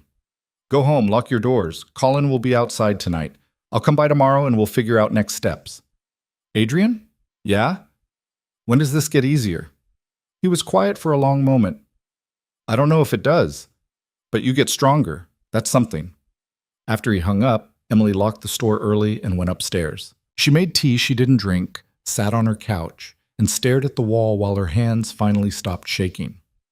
Vincent Moretti had looked her in the face and hadn't known her. That meant something. It meant the transformation was complete, or complete enough to fool someone who should have recognized her. It meant Sarah Mitchell was real. The question was whether that would be enough when her father showed up. Because he would show up, eventually. Men like Richard Hart didn't stop until they got what they wanted, or something stopped them first. Emily had spent her whole life being what her father wanted. She was done with that. If he came for her, he'd find someone he didn't recognize. Someone who'd learned to stand up straight, make eye contact, and refuse to be small. He'd find Sarah Mitchell. And Sarah Mitchell didn't belong to anyone but herself. Emily didn't see Adrian for 3 days after Vincent's visit, which was unusual. He'd been a constant presence since she'd opened the bookstore, checking in weekly at minimum. But now, radio silence except for terse text messages confirming she was safe. On the 4th day, he showed up at closing time looking like he'd been through a war. There was a cut above his eyebrow, barely visible but fresh. His knuckles were bruised. He moved carefully, like his ribs hurt. What happened to you? Emily locked the door behind him, flipping the sign to closed. Business. He sat heavily in the armchair near the window, the one Dorothy usually claimed. Vincent reported back to your father, said he found someone who looked similar but wasn't you. That's good, right? It would be, except your father didn't believe him. Adrian winced as he shifted position. He thinks Vincent is lying, that you paid him off or seduced him, or something equally ridiculous. Emily almost laughed. Vincent Moretti being seduced by a bookstore clerk? That's absurd. Your father isn't thinking clearly. He's obsessed with finding you, convinced you're still in the city hiding somewhere. Adrian looked at her directly. He's been making moves against my operations, aggressive ones. Lost a shipment yesterday, had 3 of my people arrested on trumped-up charges, and someone burned down a warehouse I own on the south side. Because of me. Because he's desperate and angry, and taking it out on the nearest target. Adrian's jaw tightened. Which happens to be me. Guilt crashed over Emily like a wave. I should leave. Go somewhere else. Let things calm down. No. His voice was flat, final. That's exactly what he wants. For you to run, make a mistake, lead him right to you. He stood, moving to the window despite the obvious pain. We're past the point of retreat. Your father declared war the moment he torched my property. Now I have to respond. Respond how? That's not your concern. It is if it's because of me. Emily moved to stand beside him. Outside, evening foot traffic moved past the bookstore, people heading home from work, normal lives continuing like the world wasn't tilting. Tell me what you're going to do. Adrian was quiet for a long moment. When he spoke, his voice was lower, more controlled. Your father's been cutting corners, mixing legitimate business with trafficking, using his real estate developments as fronts for money laundering. I've been gathering evidence for months. Now I'm going to use it. Use it how? Turn him in? Eventually. But first I'm going to make sure his partners know he's compromised. Make them nervous. Suspicious. He glanced at her. Criminals don't like working with people who draw federal attention. Once his network starts fracturing, he'll be too busy saving his empire to worry about finding you. It was calculated, ruthless. Exactly what Emily should have expected from Adrian Russo. But hearing him lay it out so clinically made her stomach turn. He's still my father. He's a man who sold you to Vincent Moretti like property. No sympathy in Adrian's voice, just fact. Don't romanticize what he is, Sarah. He doesn't deserve it. Sarah, he'd called her Sarah, not Emily. The distinction mattered. What if it doesn't work? What if he finds me anyway? Then I'll handle it. Adrian turned to face her fully. But it won't come to that. Trust me. I don't even know you. The words came out harsher than Emily intended. I've been living this life you created, following your instructions, becoming someone you designed. But I don't actually know anything about you except that my father considers you dangerous. Your father's right. Adrian's expression didn't change. I am dangerous, That's why you're still free instead of married to Vincent. Is that what I am? Free? Emily gestured around the bookstore. I have security watching me constantly. I can't contact anyone from my old life. I jump every time someone asks where I'm from. That's not freedom. That's just a different kind of cage. Then what do you want? Adrian's voice rose slightly, the first crack in his control she'd seen. You want to go back? Marry Vincent? Let your father dictate your entire existence? Because I can arrange that. One phone call, and this whole thing ends. That's not what I'm saying. Then what are you saying? He moved closer, and Emily could see the exhaustion behind his anger. I'm fighting a war to keep you hidden, Sarah. My people are getting hurt, my businesses are under attack, and I'm doing it because you climbed into my car and asked for help. So tell me what you actually want, because I'm getting really tired of guessing. The outburst shocked her into silence. Adrian was always controlled, always 3 steps ahead, always calm. Seeing him frayed and frustrated made him human in a way that was somehow more unsettling than his usual composure. I want to matter, Emily said quietly. I want to be more than just a problem you're solving or a pawn in whatever game you're playing with my father. I want to actually help instead of hiding while people get hurt protecting me. You can't help. You don't have the skills or the knowledge or bits. Then teach me. Emily stepped closer, refusing to back down. You said Sarah Mitchell doesn't exist yet, that I'm building her. Fine. Let me build someone useful, someone who can actually contribute instead of just being protected.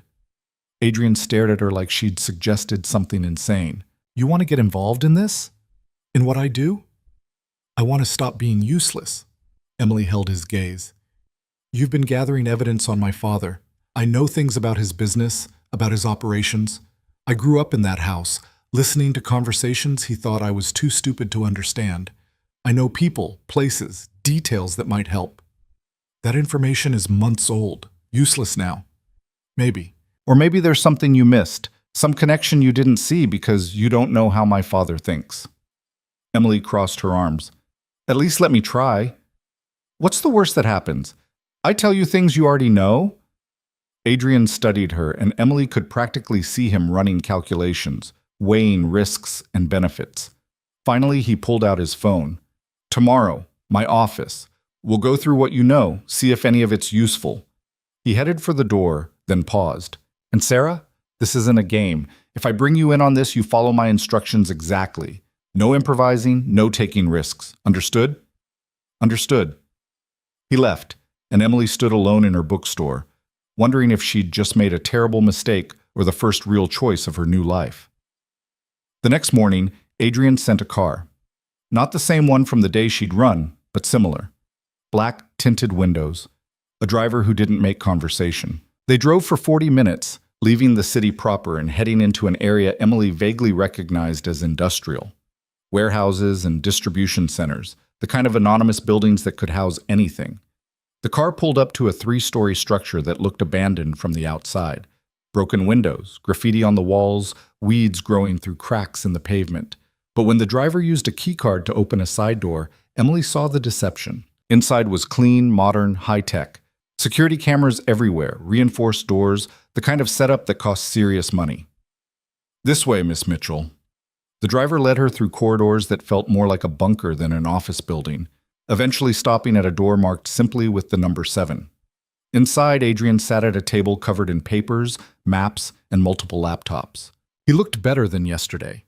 The cut above his eyebrow had been properly treated, and he'd changed into fresh clothes, but the exhaustion was still there, visible in the way he held his shoulders.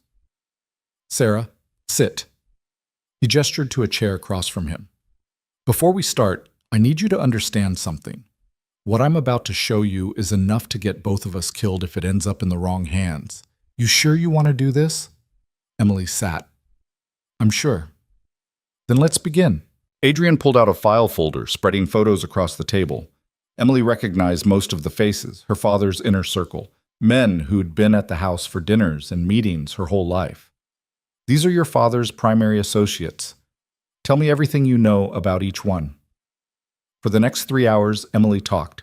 She told Adrian about Michael Chen, her father's accountant, who had a gambling problem and took money from the business to cover debts. About Thomas Wade, who handled real estate acquisitions and had a mistress in Philadelphia he visited every third weekend. About Carlos Mendoza, head of security, who was fiercely loyal to her father but had a daughter with medical issues that cost a fortune.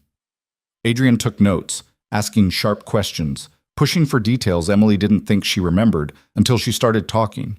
Places, dates, overheard conversations, the kind of background noise she'd absorbed without realizing it meant anything.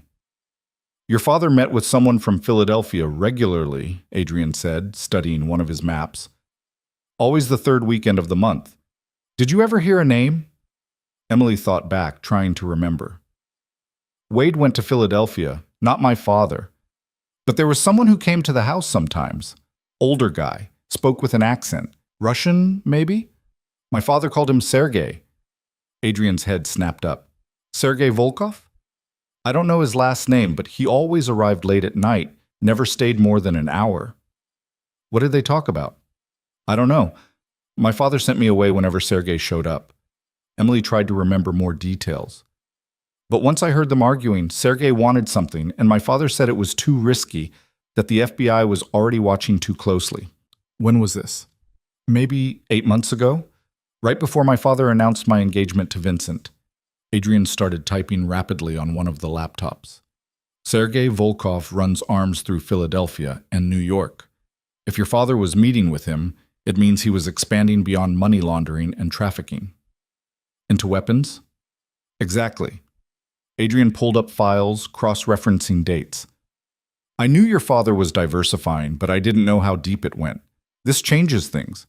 It changes them how? It means he has more to lose than I thought. More people who'll turn on him if he becomes a liability. Adrian looked at her with something that might have been respect. You were right. You did have information I needed. Pride bloomed in Emily's chest, warm and unfamiliar. She'd contributed something, actually helped instead of just existing as a problem to be solved. They worked through lunch, Emily pulling up memories she'd buried, Adrian fitting them into the larger picture of her father's criminal network. By mid-afternoon, they had a timeline that showed Richard Hart was far more connected than even Adrian had suspected. Your father's been playing a dangerous game, Adrian said, leaning back in his chair. Partners with the Russians, alliance with Vincent's organization, plus his own independent operations. He's overextended. What does that mean for me? It means he's vulnerable. If I can expose his connection to Volkov, the FBI will have to act. They've been trying to bring down Volkov for years. Your father becomes a path to him. Adrian's smile was cold. And once federal agents are crawling through Richard Hart's life, he won't have time to look for you. Emily should have felt relieved. Instead, she felt hollow. He'll go to prison. He'll deserve to go to prison. Adrian's voice softened slightly. I know he's your father, Sarah, but he's also a criminal who sold you to another criminal. Those two things can both be true. I know. Emily stood, needing to move. The room suddenly felt too small. I just thought I'd feel different. Happy, maybe, or satisfied. But I just feel tired. That's normal. Betraying family is hard, even when they betrayed you first. Adrian stood as well, moving around the table. But you're not betraying him. You're protecting yourself. There's a difference. Is there? Emily turned to face him. Because it feels like I'm using information I only have because he's my father to destroy him. That seems like betrayal to me. He used you to seal a business deal. Literal human trafficking dressed up as marriage. Adrian's voice hardened. If anyone's the traitor here, it's him. You're just refusing to be a victim anymore. The words hit something deep in Emily, some knot of guilt and shame she'd been carrying since the wedding day. Maybe longer. Maybe her whole life. What happens now? She asked. Now I verify what you've told me, build a case, and hand it to people who can use it. FBI, probably, or maybe ATF if the weapons angle is solid enough. Adrian started gathering papers. Meanwhile, you go back to being Sarah Mitchell. Run your bookstore. Live your life. Let me handle the messy parts. I want to be involved. The words surprised Emily even as she said them. Not just as an information source, actually involved. Absolutely not. Why? Because you're not trained, not equipped, and frankly not ready for what that would mean. Adrian's tone left no room for argument. You've been Sarah Mitchell for 3 months. That's not enough time to know how to survive in my world. Then teach me. You taught me how to be Sarah, how to disappear. Teach me how to be more than just someone hiding. Adrian studied her for a long moment. Why? What do you think you're going to accomplish? I don't know yet, but I know I'm tired of being afraid, tired of waiting for my father or Vincent to find me. If I'm going to live like this, constantly looking over my shoulder, I want to at least understand what I'm up against. Understanding and participating are different things. I'm aware. Emily met his gaze steadily.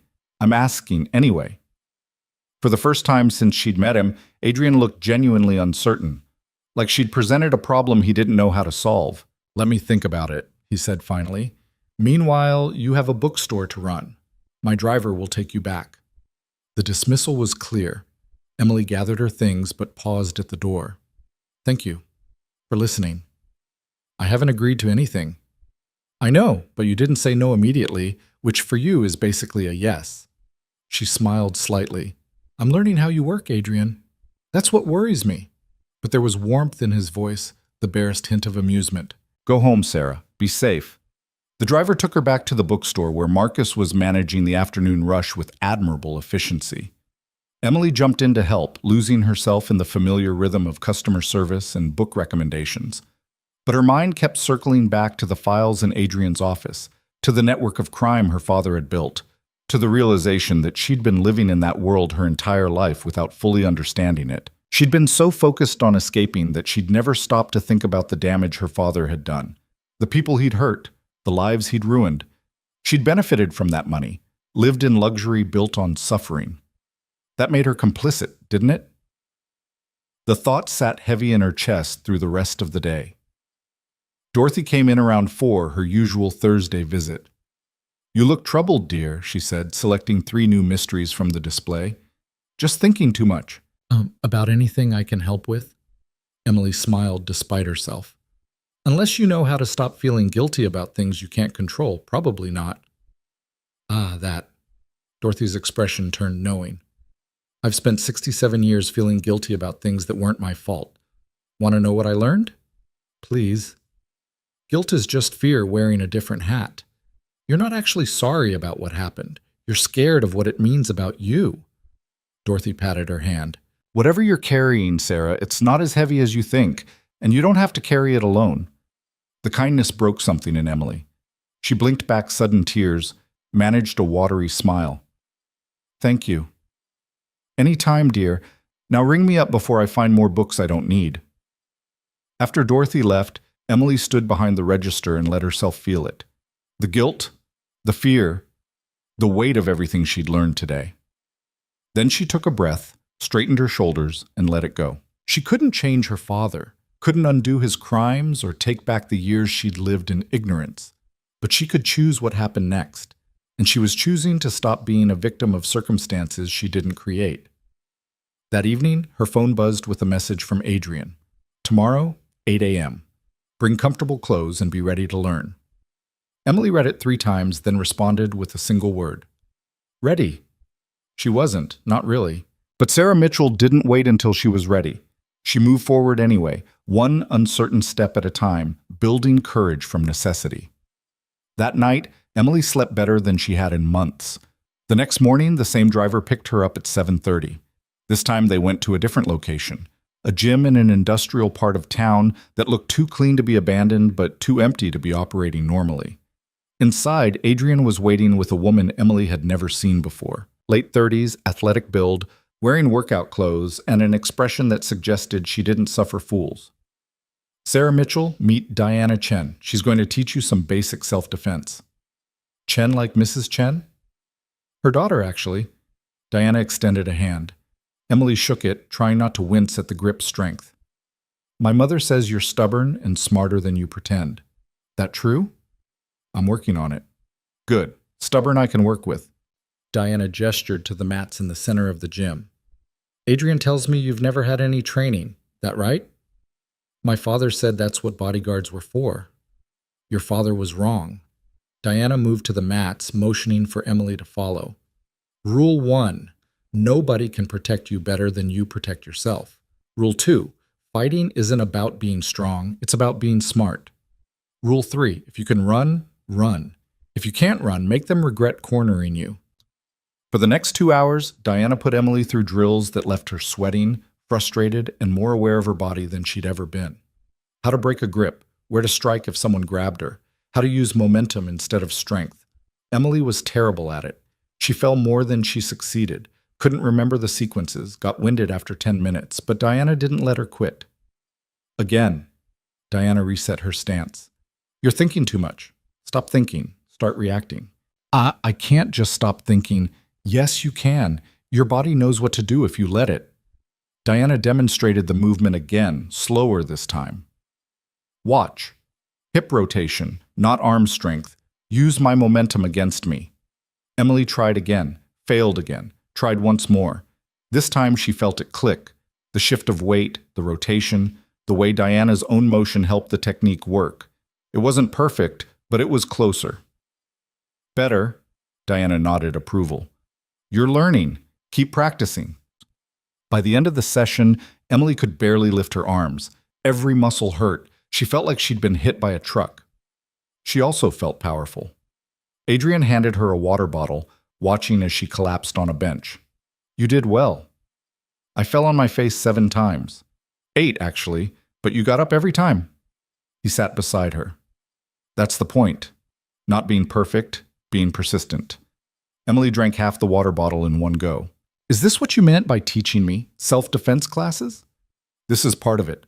Diana will work with you 3 times a week, teach you how to handle yourself if something goes wrong. Adrian's expression was serious. But there's more. I'm going to teach you about my business, how it works, how to spot threats. Give you the tools to understand the world you're living in.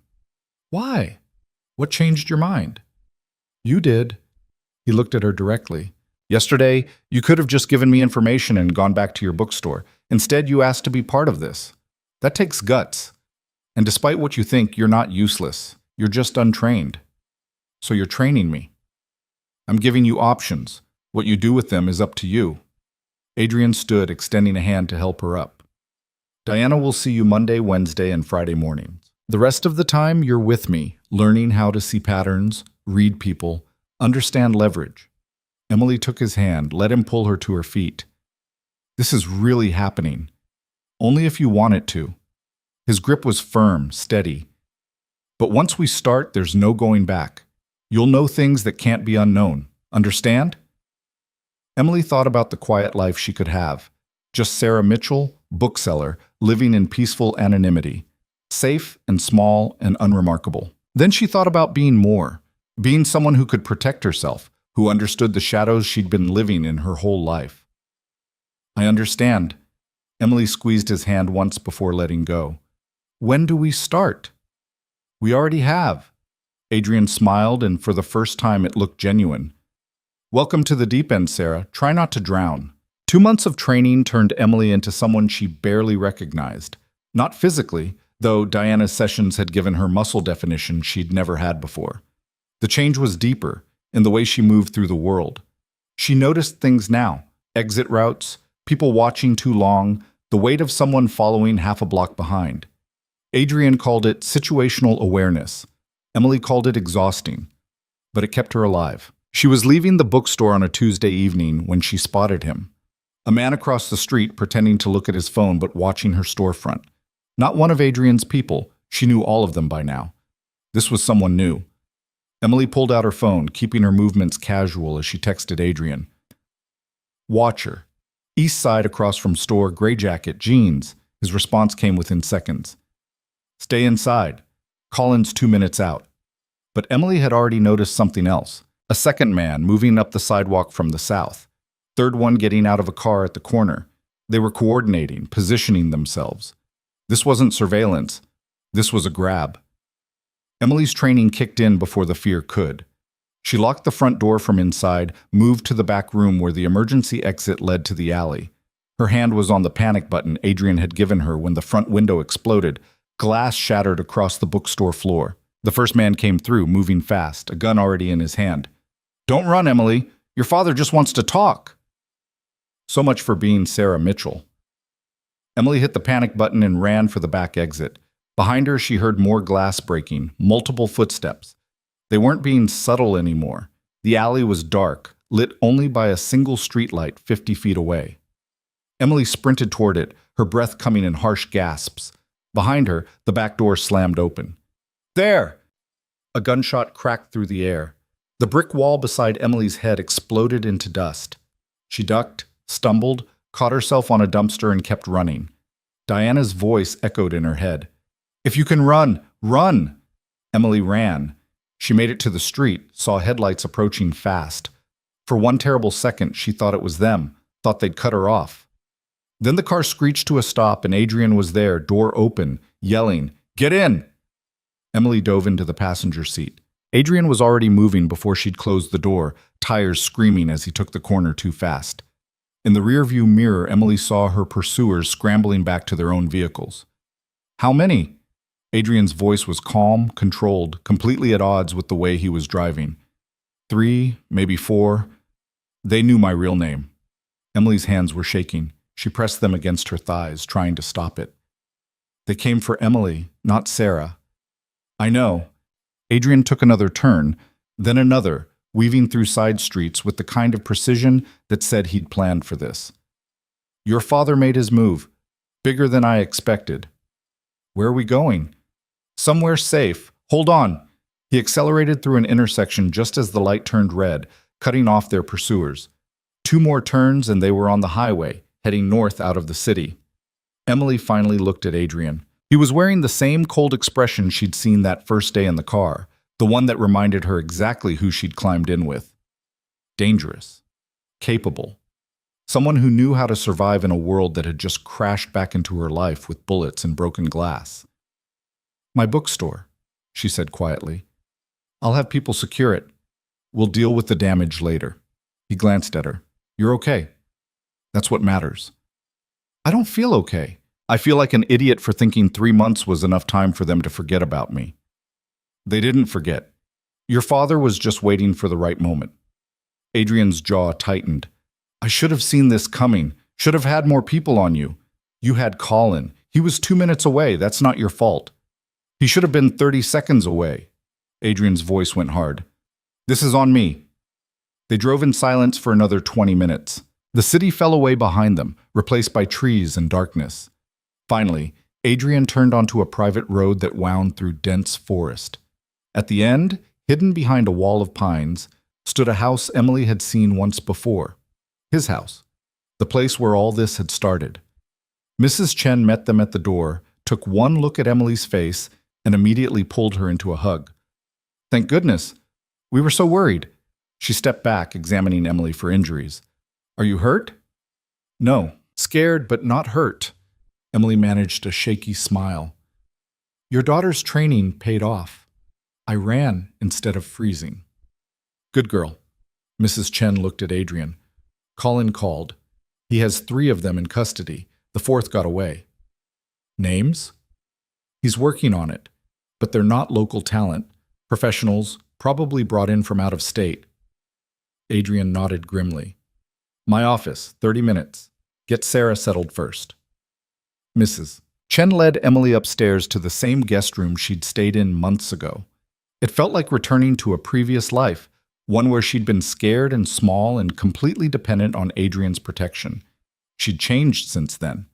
The girl who'd hidden in this room wouldn't have noticed the men watching her store, wouldn't have run efficiently instead of panicking, wouldn't have made it to Adrian's car alive. Progress, Emily thought bitterly. She'd graduated from helpless to merely targeted. Mrs. Chen brought tea and sandwiches Emily couldn't eat. She tried anyway, managing a few bites while her mind spun through what had just happened. They'd called her Emily, used her real name, which meant her father knew exactly where she'd been, probably for weeks. He'd just been waiting, gathering resources, planning the grab, and she'd been playing bookseller, thinking she was safe. A knock at the door interrupted her spiral. Come in. Adrian entered, carrying a laptop and looking like he'd aged 5 years in the last hour. We need to talk. I figured. Emily set down her tea. How bad is it? Colin got information from one of the men. Your father hired a crew out of Chicago, professional kidnappers, paid them $50,000 up front, another $50,000 on delivery. Adrian sat in the chair across from her. They've been watching you for 6 weeks. Knew your routine, knew when you'd be vulnerable. Tonight was just the first attempt. There'll be others. Yes. Adrian's voice was flat. Your father's not stopping. Vincent's putting up half the money, which means they're working together now. Both of them want you found. Emily felt something cold settle in her chest. So what do we do? I can't keep running forever. No, you can't. Adrian opened his laptop, turning it so she could see the screen, which is why we're ending this. Tonight. The screen showed a file directory, hundreds of documents organized by date and category. Emily recognized some of the names, her father's associates, the people she'd told Adrian about months ago. You built a case. I built several cases. Federal prosecutors have been reviewing the evidence for weeks.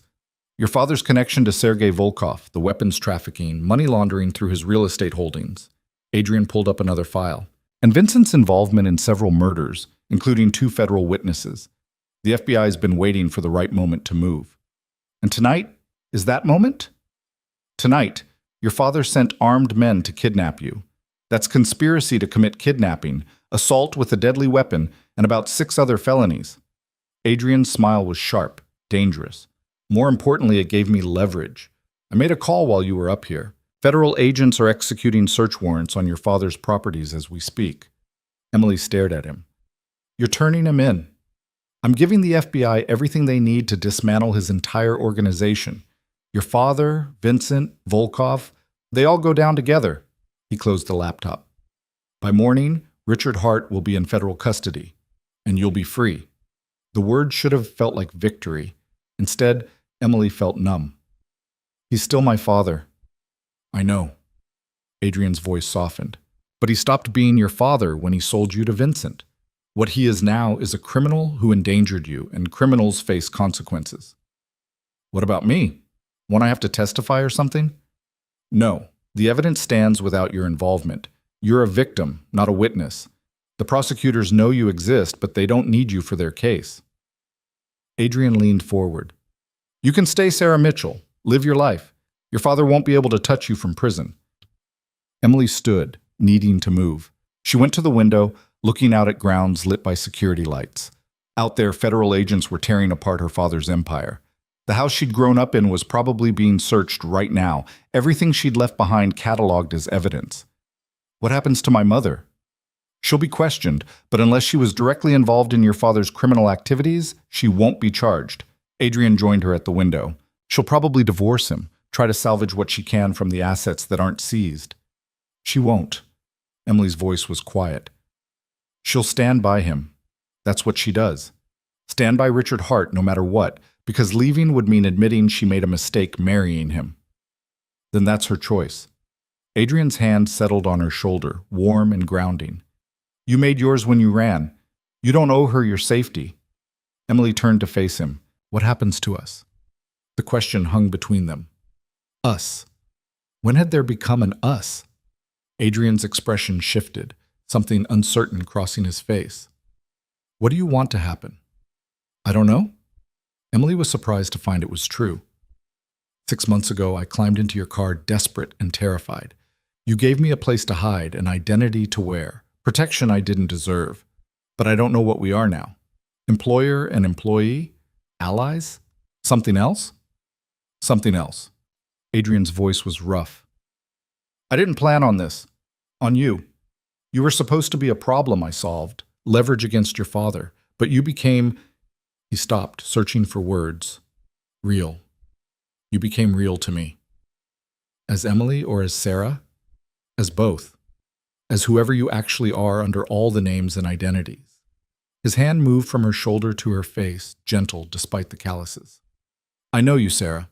The girl who learned to cook because she wanted control over something. Who reads poetry when she can't sleep. Who built a bookstore into a real business because she needed to prove she could create instead of just run. Emily felt tears prickling at her eyes. You've been paying attention. Always. His thumb brushed her cheek.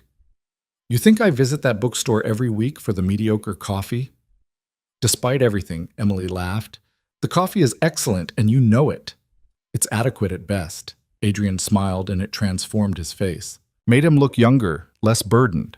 But watching you talk to customers, recommend books, build something that matters, that's excellent. Adrian, her phone rang, cutting through the moment. Adrian stepped back, his expression shuddering as Emily checked the screen. Unknown number. She showed it to Adrian, who nodded. Answer it. Put it on speaker. Emily's hand shook slightly as she accepted the call. Hello? Emily. Her father's voice tight with rage. Whatever you think you're doing, it ends now. I don't know what you're talking about. Emily kept her voice steady, channeling Sarah Mitchell's composure. Don't play games with me. Federal agents are at my house, my office, every property I own. They have warrants, evidence, everything they need to destroy me. His voice dropped to something dangerous. You did this, you and Adrian Russo. I left your house 6 months ago. What happened after that isn't my responsibility. You're my daughter's. No. The word came out stronger than Emily expected. I was your daughter. The girl you promised to a man old enough to be your father. The one you used as a business transaction. That girl doesn't exist anymore. Emily. My name is Sarah Mitchell, and I don't know anyone named Richard Hart. She looked at Adrian as she said it, saw approval in his eyes. Lose this number. She hung up before her father could respond. For a moment, silence filled the room. Then Emily started shaking, adrenaline and emotion finally catching up with her. Adrian pulled her into his arms, and she let herself break just for a minute, just long enough to feel the weight of what she'd done. You okay? He asked quietly. No, but I will be. Emily pulled back, wiping at her eyes. Did I really just tell my father to lose my number? You did? Adrian's smile was proud. Sarah Mitchell has a spine. I like her. She learned from watching you. Emily managed a watery laugh, though she's still terrified most of the time. Being brave doesn't mean not being scared. It means doing it anyway. He brushed a strand of hair from her face. You've been brave since the day you ran, Sarah. You just didn't realize it. Adrian's phone buzzed. He checked it, and his expression hardened. They got Vincent. Federal agents picked him up at his hotel an hour ago. He kept reading. Your father's in custody. 6 of his associates arrested. Sergei Volkov is fighting extradition from Philadelphia, but they'll get him eventually. It's over. Emily said it out loud, testing the words. It's actually over. The criminal case is just beginning, but the part where they can hurt you? Yeah, that's over. Adrian pocketed his phone. You're free, Sarah. Actually free this time. Free. The word felt impossible and perfect at the same time. Emily looked around the room, at the house where she'd first become Sarah Mitchell, and realized she didn't want to be here. This was the place where Emily Hart had hidden. Sarah Mitchell didn't hide anymore. I want to go back to the bookstore, she said. Tonight? It's not safe yet. Then make it safe. Emily met his eyes. I'm not hiding anymore, Adrian. That's my life, my business, my home.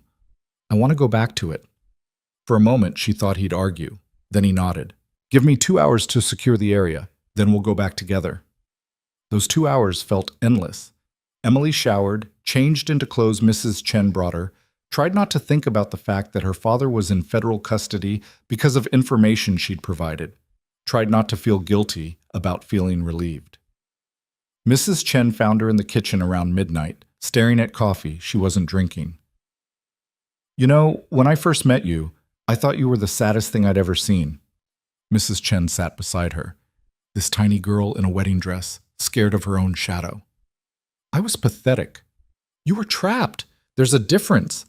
Mrs. Chen poured herself coffee. But you're not trapped anymore. And you're not tiny. You've grown. Into what? Into yourself. Mrs. Chen smiled. My daughter tells me you're getting good at self-defense. Says you have natural instincts once you stop overthinking. Diana's being generous. I still fall on my face half the time. But you get back up. That's what matters. Mrs. Chen touched her hand. Mr. Russo is a good man despite what he does for a living. He cares about you. More than he's cared about anyone in a long time. Emily felt heat rise to her cheeks. It's not like that. Isn't it? Mrs. Chen's expression was knowing. He started a war for you, Sarah. Took on your father, Vincent Moretti, everyone. Men don't do that for people they don't care about. He did it for leverage. to weaken my father's organization. He did it because you mattered more than the risk. Mrs. Chen stood, collecting their coffee cups. The question is, what are you going to do about it?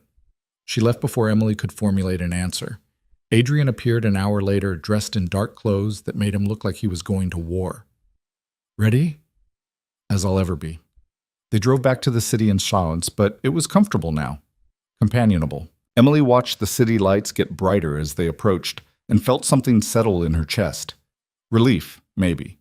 Or purpose. The bookstore looked worse than she'd expected. The front window was completely gone, glass covering everything. The door hung crooked on its hinges.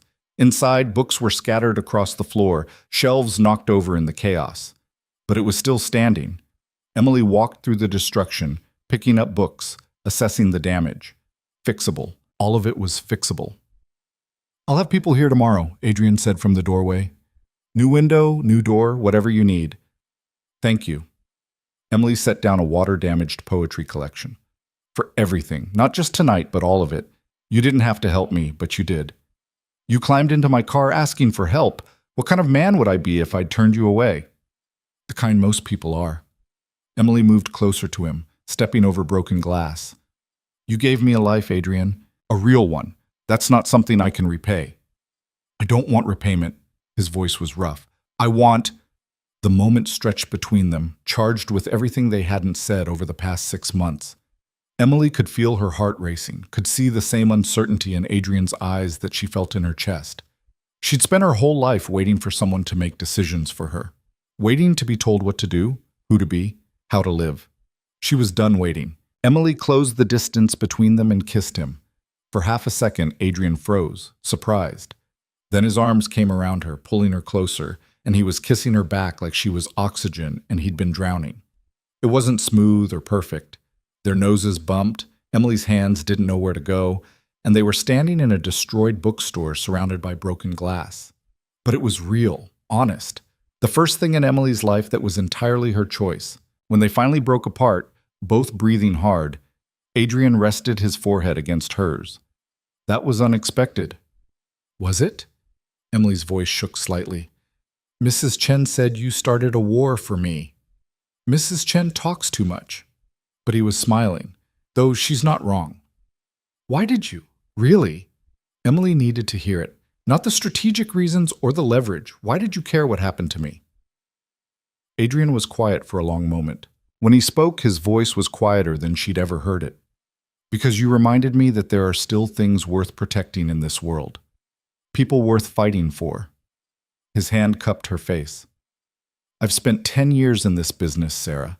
Seen every kind of terrible thing humans can do to each other. And then you climbed into my car, terrified but trying so hard to be brave, and I remembered what it felt like to care about someone. You barely knew me. I knew enough. Knew you were desperate enough to trust a stranger. Knew you were running from something bad enough to risk the unknown. His thumb brushed her cheek. And I knew if I let you go, you'd end up dead or worse. I couldn't let that happen. Emily felt tears starting again. She was crying more in one night than she'd cried in years, but these were different. Not fear or sadness, but release. I don't know how to do this, she admitted. A relationship, or whatever this is. I've never had one that wasn't arranged or transactional. Neither have I. Adrian's admission surprised her. My world doesn't exactly lend itself to normal dating. So we figure it out together, make mistakes, learn as we go. Emily managed to smile. I'm good at learning. You've been teaching me for months. That I have. Adrian kissed her forehead, gentle despite everything. Stay with me tonight at the house. Come back tomorrow and deal with all this. I have a business to run. Marcus can handle one day. You've trained him well. Adrian's voice turned serious. Please, Sarah, let me have one night knowing you're safe. The vulnerability in his voice decided her. Okay. One night. They drove back to his house in the early hours of the morning, the city quiet around them. Emily dozed in the passenger seat, exhausted from adrenaline and emotion. She woke when the car stopped, found Adrian watching her with an expression that made her chest tight. What? She asked. Nothing. Just thinking about how different you look when you're relaxed, like you're finally breathing right. I am breathing right. For the first time in my life, actually. Emily stretched, feeling muscles protest from Diana's training and tonight's running. Everything hurts. That's what happens when you get shot at and escape kidnappers in one evening. Adrian came around to open her door. Come on, real sleep, not car naps. Mrs. Chen had left the guest room prepared, but Emily found herself hesitating at the door. Where's your room? Adrian pointed down the hall. End of the corridor. Why? Because I don't want to sleep alone tonight. The admission came easier than Emily expected. Not asking for anything except company. I just don't want to be alone. Understanding crossed Adrian's face. Okay, come on. Come. His room was exactly what Emily had expected. Minimally furnished, meticulously organized, with the kind of security measures that suggested he didn't sleep deeply. But the bed was large and comfortable, and when she climbed under the covers fully clothed, she felt safer than she'd felt all day. Adrian lay down beside her, maintaining careful distance. I'm not going to break, Emily said quietly. I know, but you've been through a lot tonight. I don't want to... Emily rolled over, pressing against his side. Just hold me, please. His arm came around her, pulling her close. Emily tucked her head against his shoulder and felt the last tension drain from her body. Thank you, she whispered.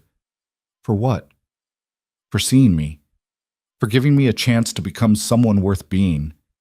Emily's eyes were already closing. For not giving up on me even when I would have given up on myself. Sarah. His voice was rough. You were always worth being. You just needed the space to figure that out. Emily fell asleep feeling safe, valued, and free for the first time in 23 years. She woke to sunlight and the smell of coffee. Adrian was already up, sitting in a chair by the window with his laptop, wearing reading glasses that made him look less dangerous and more human. You wear glasses. He glanced up, almost sheepish. Only when I'm reading. Vanity keeps me in contacts the rest of the time. They look good on you. Emily sat up, running a hand through her tangled hair. What time is it? Almost 10. I let you sleep. Adrian closed his laptop. Federal prosecutors want to meet with you, voluntarily, just to confirm some details about your father's operations. I told them you'd think about it. I'll do it. Emily's voice was clear, certain. Whatever helps make sure he stays locked up. You sure? Completely. Emily got out of bed, found her phone on the nightstand. 17 missed calls from a number she didn't recognize. Who do you think that is? Probably reporters. Your father's arrest is making news. Daughter of prominent businessman Richard Hart, missing for 6 months, surfaces just as father is arrested on federal charges. Adrian's expression darkened. They're going to want your story. They can't have it. Sarah Mitchell's story is her own. Emily deleted the voicemails without listening. Besides, I have a bookstore to rebuild. Over the next month, Emily's world transformed again. The bookstore reopened with a new window, reinforced door, and security system that would make a bank jealous. Marcus got a raise and a promotion to assistant manager. Dorothy organized a neighborhood fundraiser that brought in enough money to replace all the damaged inventory and then some. Sarah Mitchell became a minor local celebrity, the brave bookstore owner who'd survived an attempted robbery and kept her business going. The irony wasn't lost on Emily. Her father's trial was set for 6 months out. Vincent Moretti took a plea deal to avoid life in prison, agreeing to testify against Richard Hart and Sergei Volkov. Emily's mother called once, leaving a voicemail that Emily deleted without listening. Some bridges were better burned. Diana continued training her 3 times a week. Emily got better, faster, more confident. She'd never be a fighter, but she knew how to protect herself. That was enough. And Adrian became part of her daily life in ways that felt natural, instead of obligatory. He still checked on the bookstore, but now he stayed for coffee, helped with inventory, charmed customers with unexpected book recommendations. He was careful with her in public, aware that Sarah Mitchell couldn't be openly involved with someone like him. But in private, he was hers, completely. 3 months after her father's arrest, Emily stood in her bookstore and realized she was happy. Actually, genuinely happy. Not the careful contentment of Sarah Mitchell pretending to have a life, but real joy in the business she'd built, the friends she'd made, the future she was creating. Adrian found her standing in the middle of the poetry section, smiling at nothing. What are you thinking about? How far I've run. Emily turned to face him. 6 months ago, I was Emily Hart, running from a wedding in a dress that weighed more than my courage. Now I'm Sarah Mitchell, bookstore owner, and I don't recognize that girl anymore. Do you miss her? No, she was miserable. Emily moved closer to him. But I wouldn't be here without her. She ran. That took everything she had. And now? Now I'm not running anymore. I'm building. Emily gestured around the bookstore. This is mine. The business, the life, the choices. All of it belongs to me. Adrian pulled her into his arms, careful despite the public setting. I'm proud of you. You know that? You've mentioned it. Emily smiled against his chest. But I like hearing it anyway.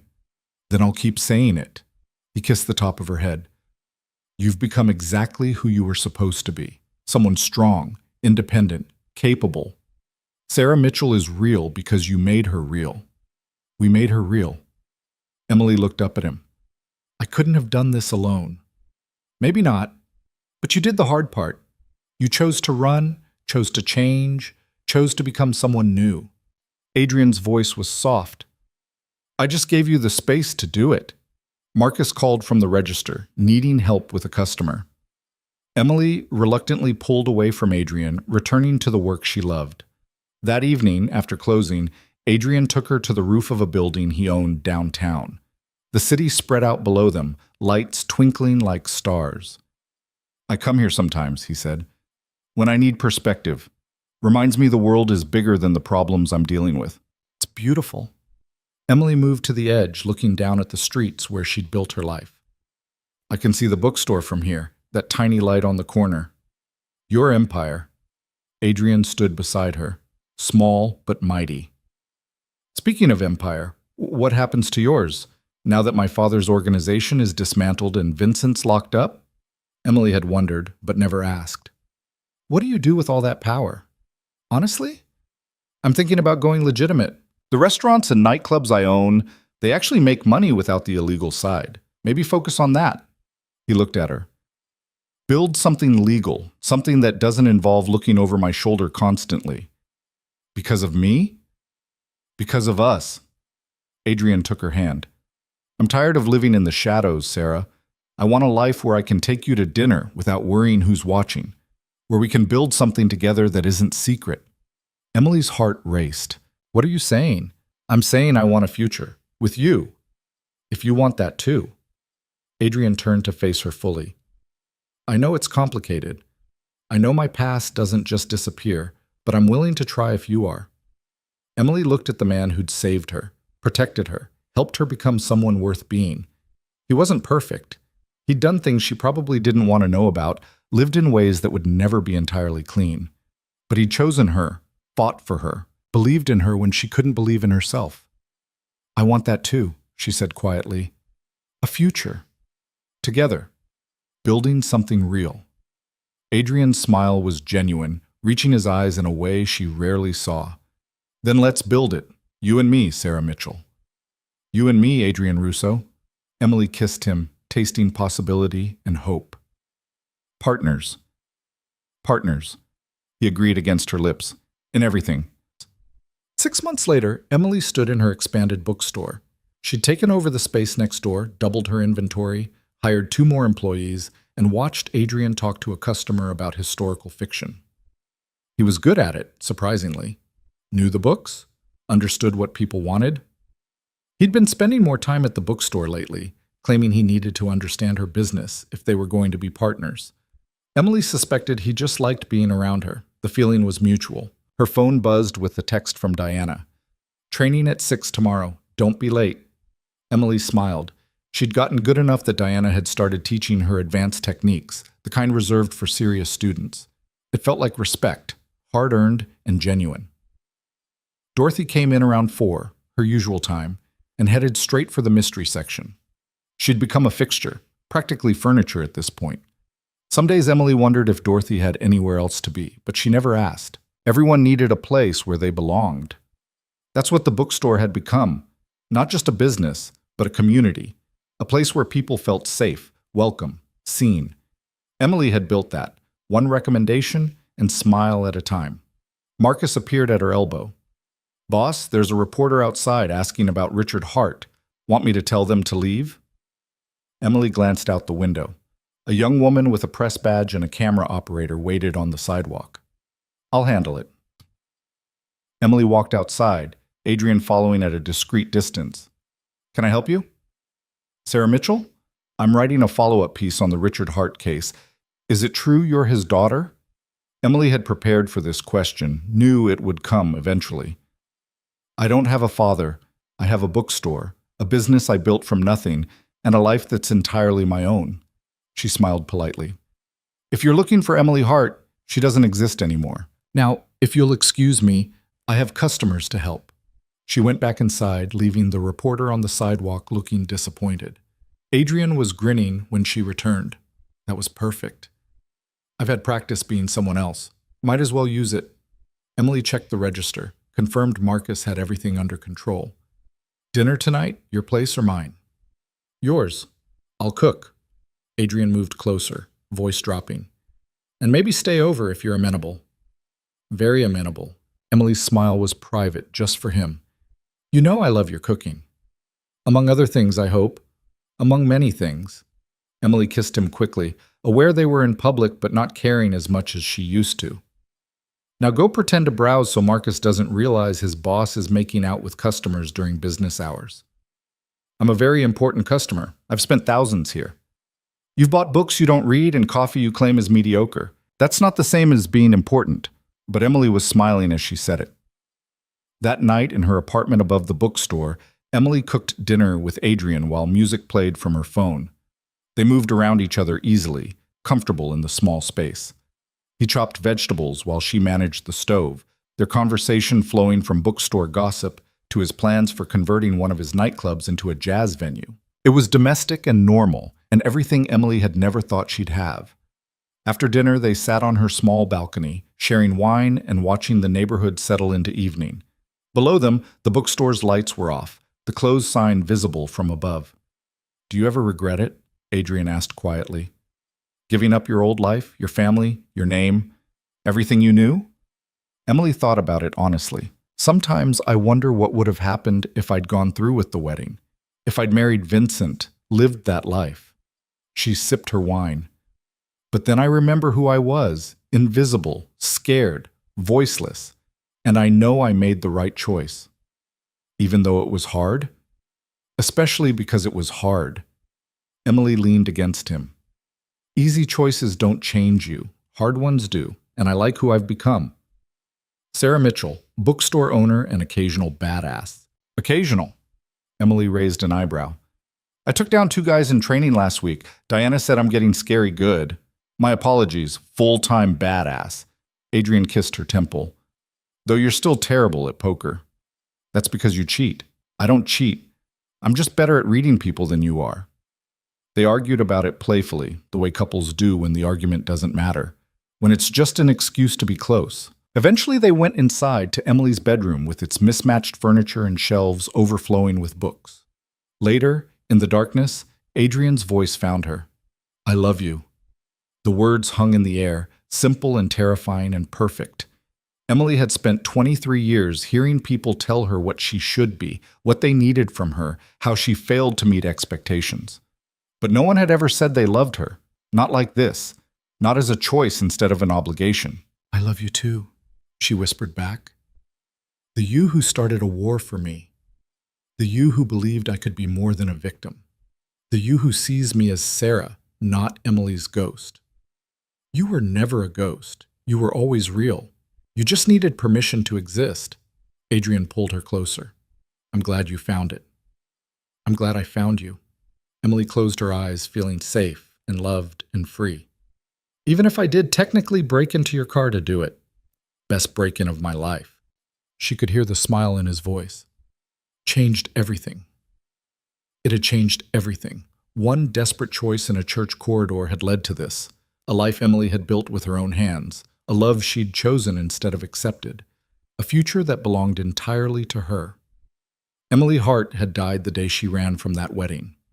But Sarah Mitchell had been born in the aftermath, forged from fear and courage and the stubborn refusal to be small anymore. And Sarah Mitchell was exactly who Emily was always meant to be: strong, independent, free, and deeply, completely, impossibly happy.